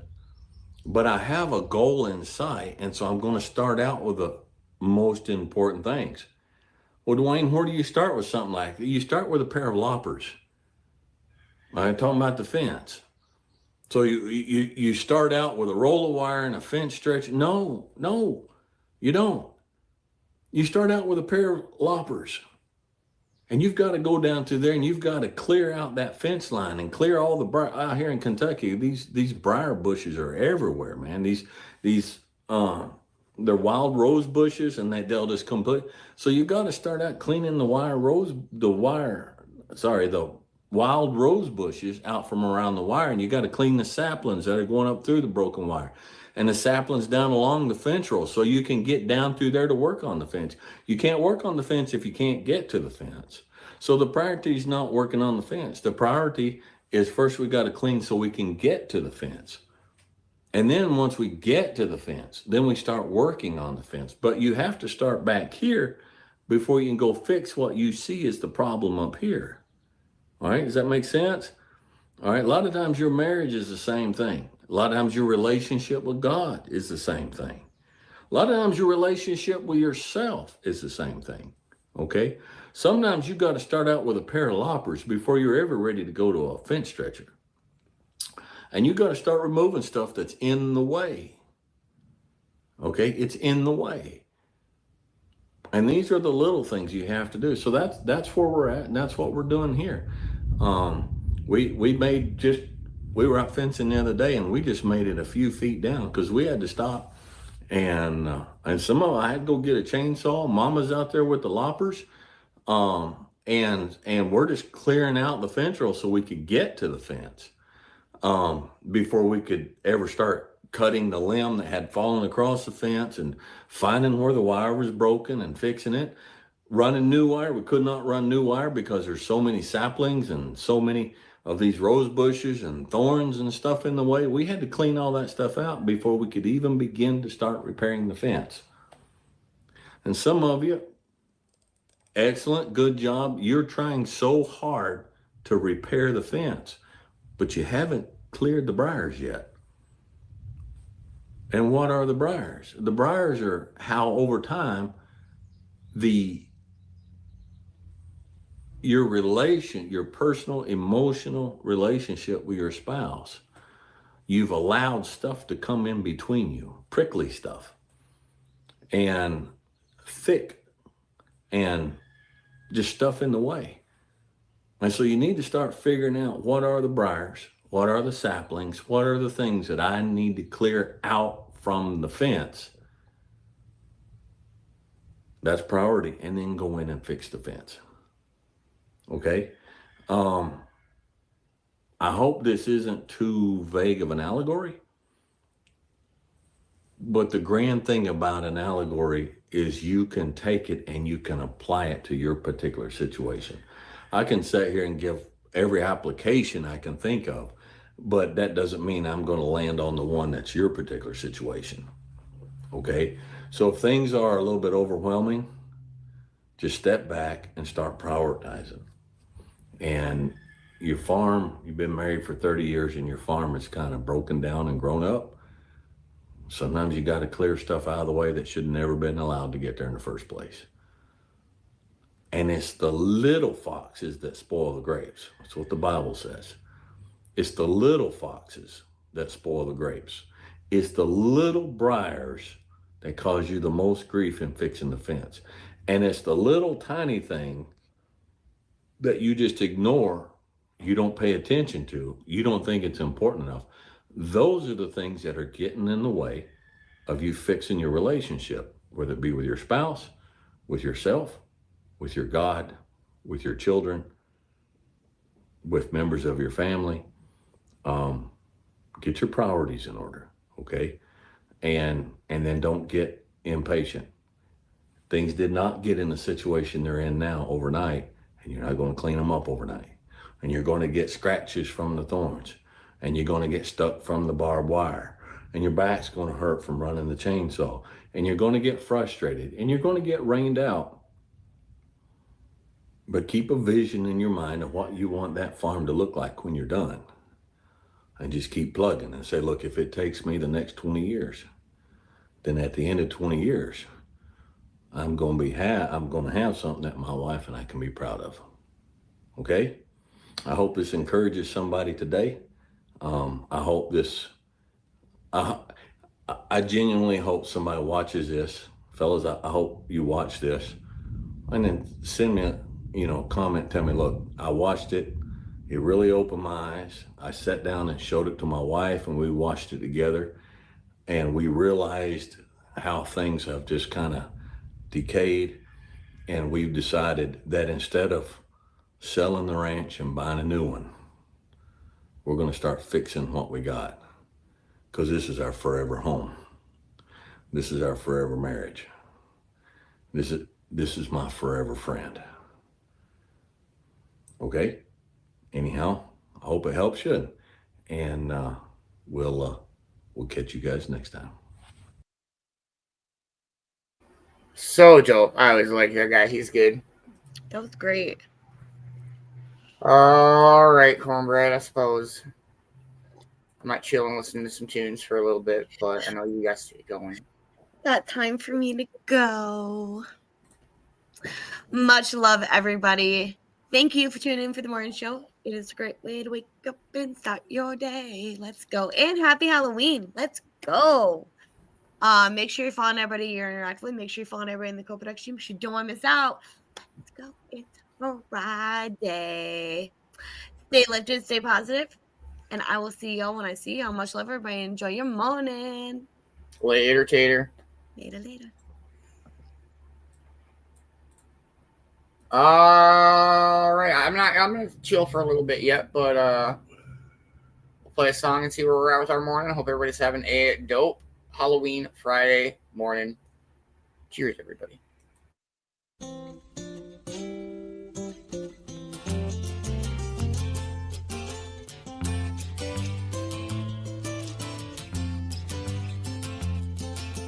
Now I've been happy lately, thinking about the good things to come, and I believe it could be something good has begun. Oh, I've been smiling lately, dreaming about the world as one, and I believe it could be someday it's going to come. 'Cause out on the edge of darkness, there rides the peace train. Oh, peace train, take this country, come take me home again.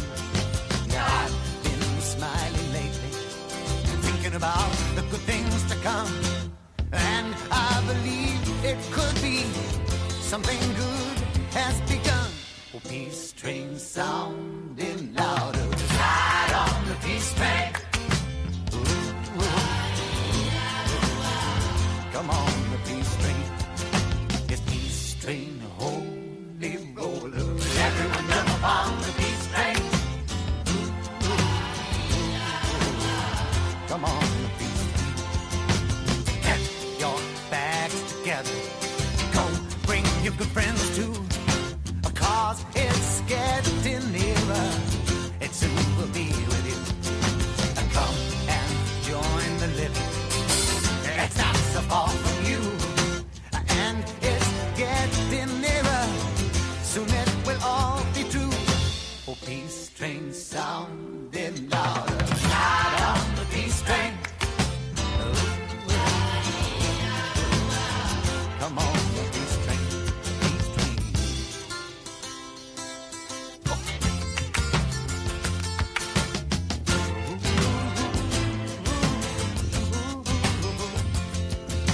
Now I've been crying lately, thinking about the world as it is. Why must we go on hating? Why can't we live in bliss? 'Cause out on the edge of darkness, there rides a peace train. Oh, peace train, take this country, come take me home again. Oh, peace train sounding louder, ride on the peace train. Come on, the peace train. This peace train, holy roller. Everyone jump up on the peace train. Ooh, ooh. Come on, come on, come on. Yes, come on, peace train. Hey, yes, it's the peace train.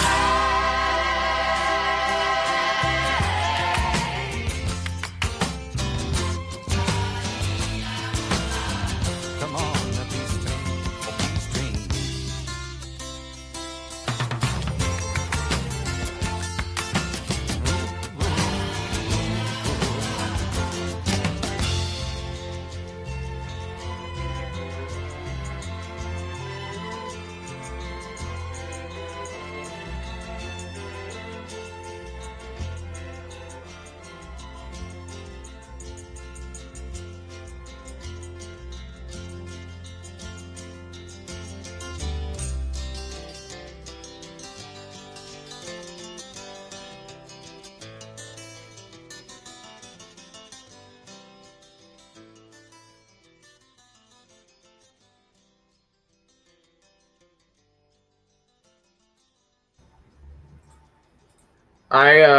I'm not going anywhere, everybody. I'm gonna watch. We can watch Bruce too.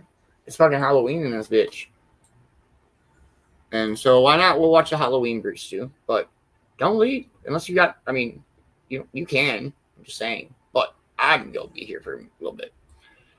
But let's watch Bruce too. Here we go.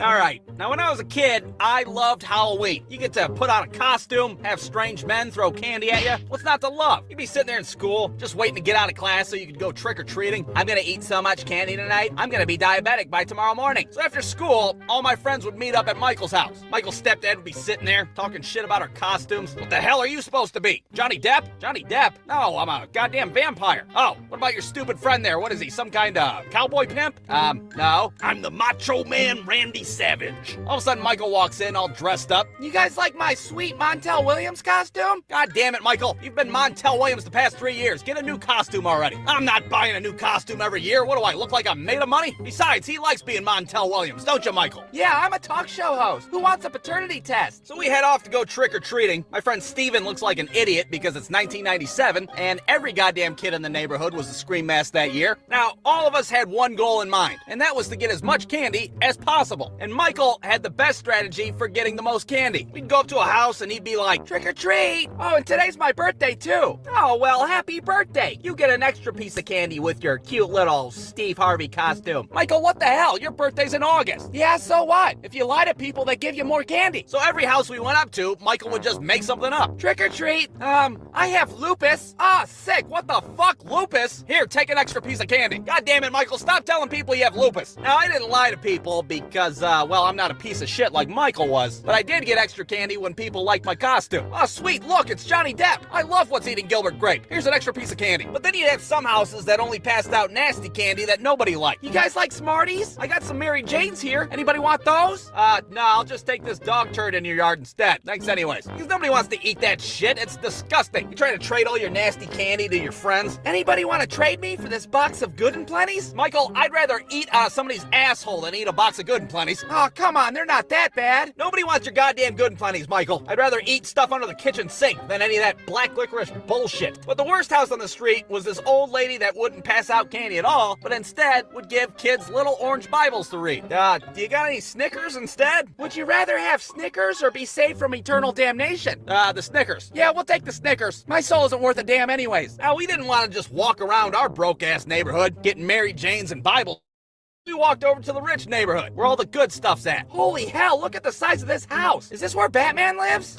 What the hell are you guys supposed to be? The village people? I'll be whatever the hell you want me to be if you give me candy. They give us full-size candy bars and shit. We can't believe it. We're walking away mesmerized. This is amazing. They gave me a full-size Kit Kat bar and I didn't even have to take my clothes off. We all switch our costumes around, walk back up to the house and try to get another candy bar.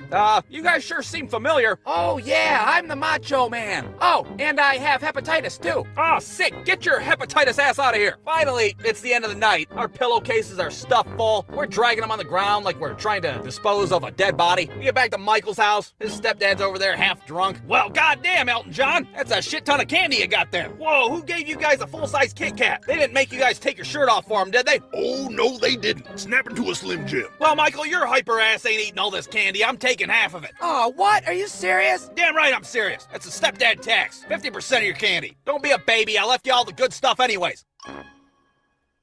Brosto.com. They're so fucking great.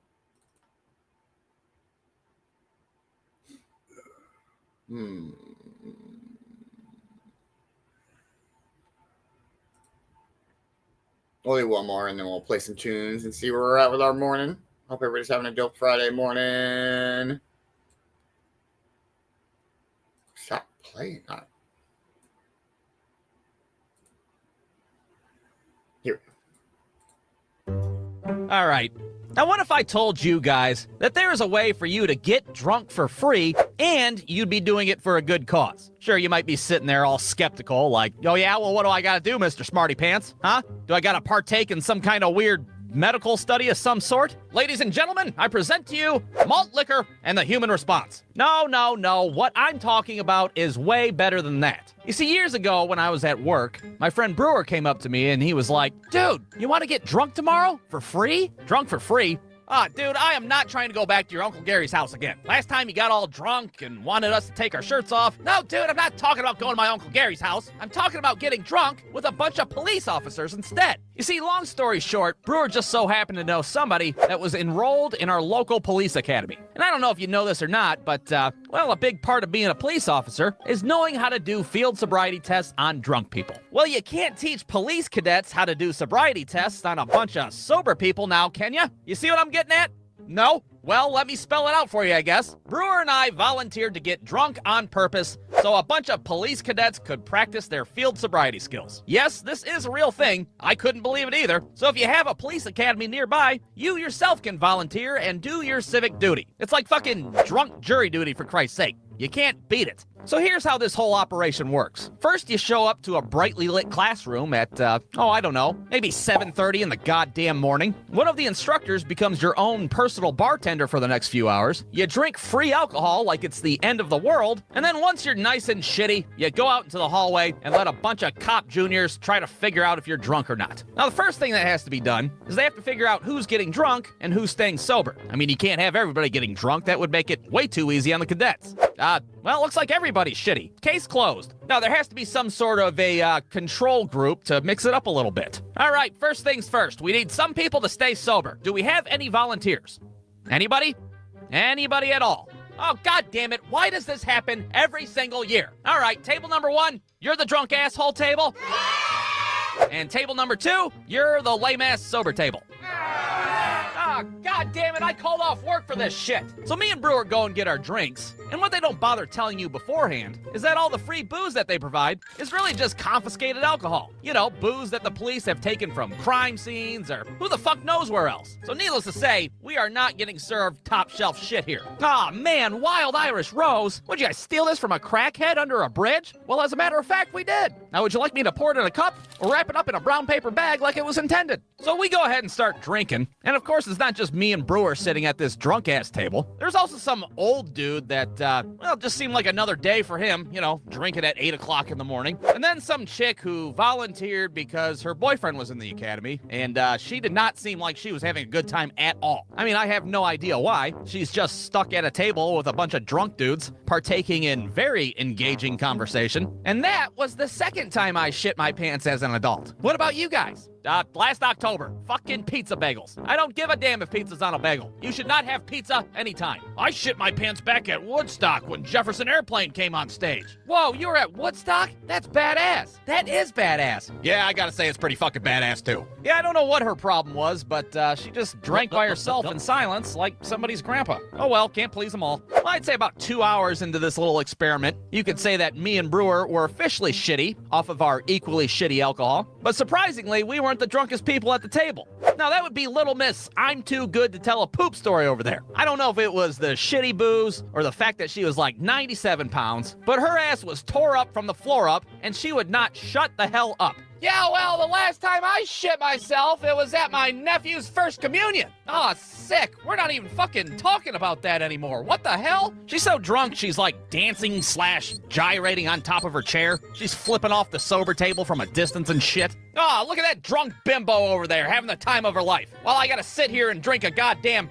Minute Maid lemonade. The instructors are absolutely flabbergasted at this point. We should probably cut that one off, don't you think? Yeah, I suppose so. Every year there's always one. Goddamn Wild Irish Rose did it again. Now at this point, we all have to take turns to go to the front of the room to blow into a breathalyzer and, you know, see exactly how shitty we are. Now I personally blew a .16, aka twice the legal limit. It was not recommended of me, but, well, it's for America's future, goddammit, I had to go hard. Well, now, of course, the drinking's over. It's time for the sobriety tests. And guess what? Brewer's the first contestant. Well, his ass does not last long in his fucking sobriety test, let me tell you that. Okay, now I need you to touch your pinky to your nose. No, not my nose, silly, your nose. Ah, I fucking knew it. You're going to jail. He walks back to the table, completely embarrassed. I'm sitting there like, oh, that was quick, you drunk piece of shit. Here, let me show you how to get drunk and lie to the police. Watch and learn. So I go out the hallway, and the cadet that I'm paired up with just so happens to be that drunk-ass chick's boyfriend. At least I think it was him. I'm pretty sure that's what it said on his name tag. I don't know, I was drunk at the time. What can I say? All right, sir, have you had anything to drink today? Not as much as your crusty-ass girlfriend, that's for sure. What? Nothing.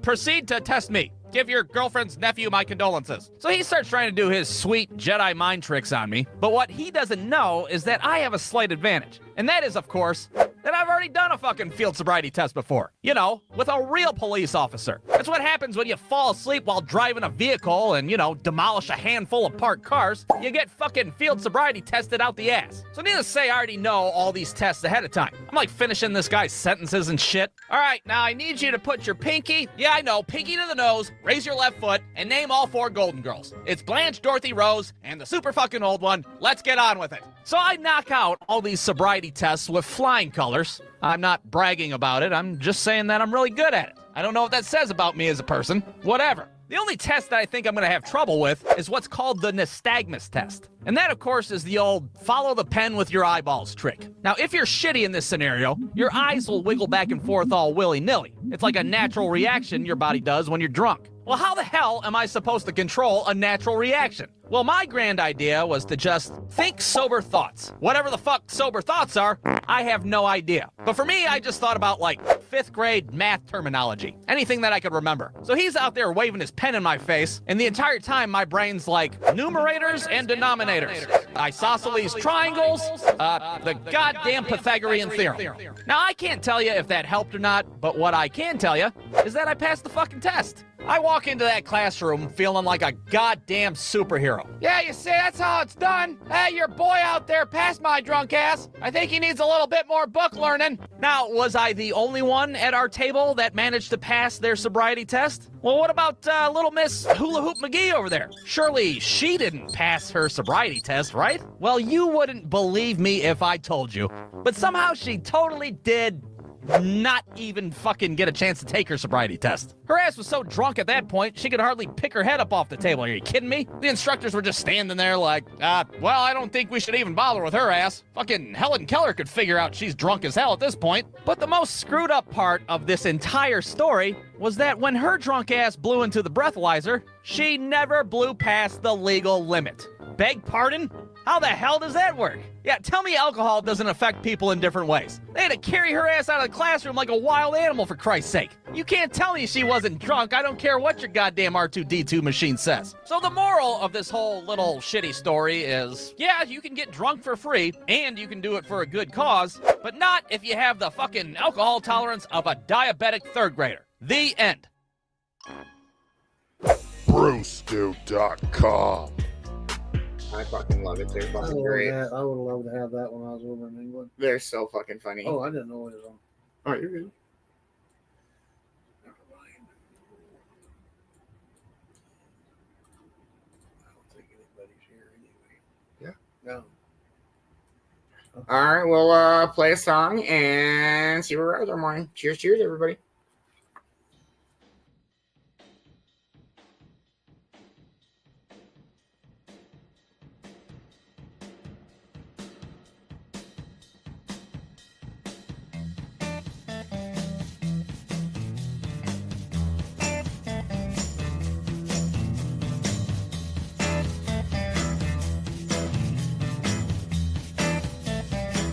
Oh, Susie Q.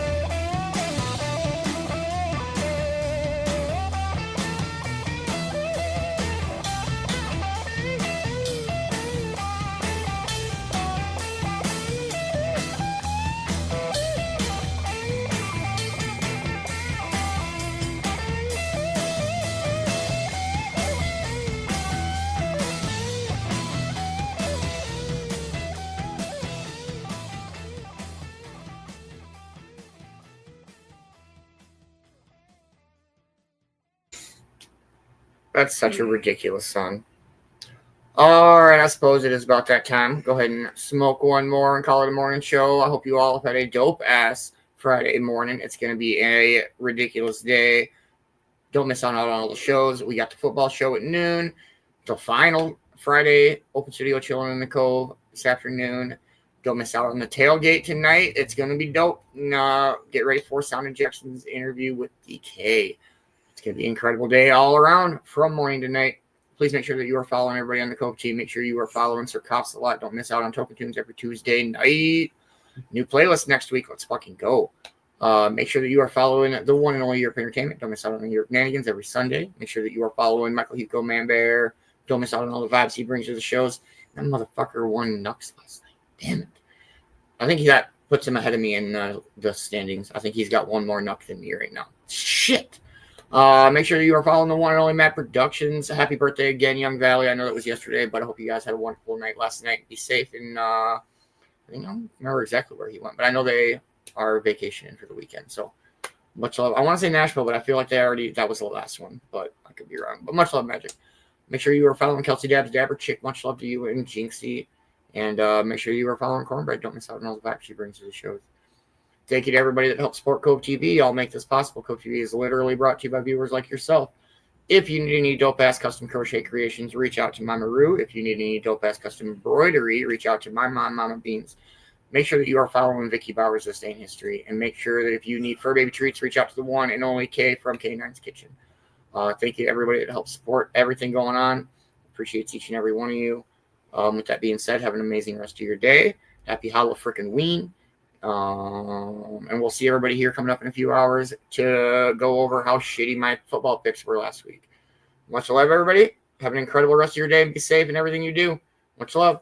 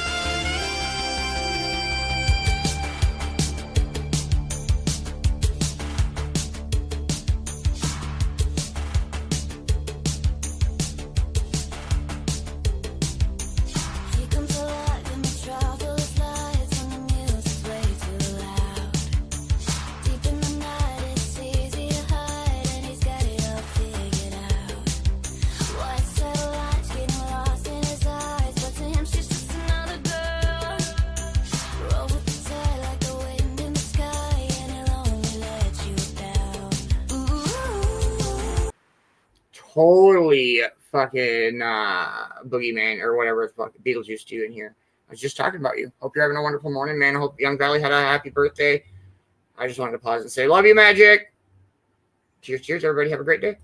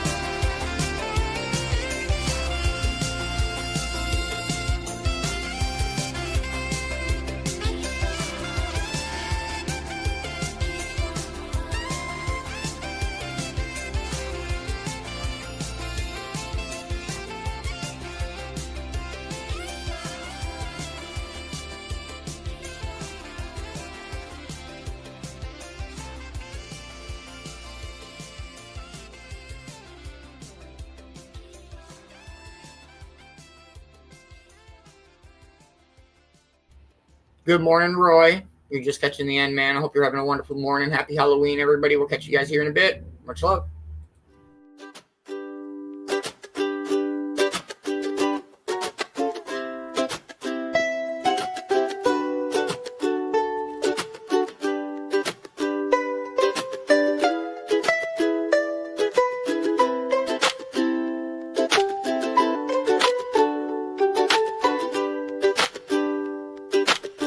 Ba-da-da-ba-da-da-ba-da-da-ba.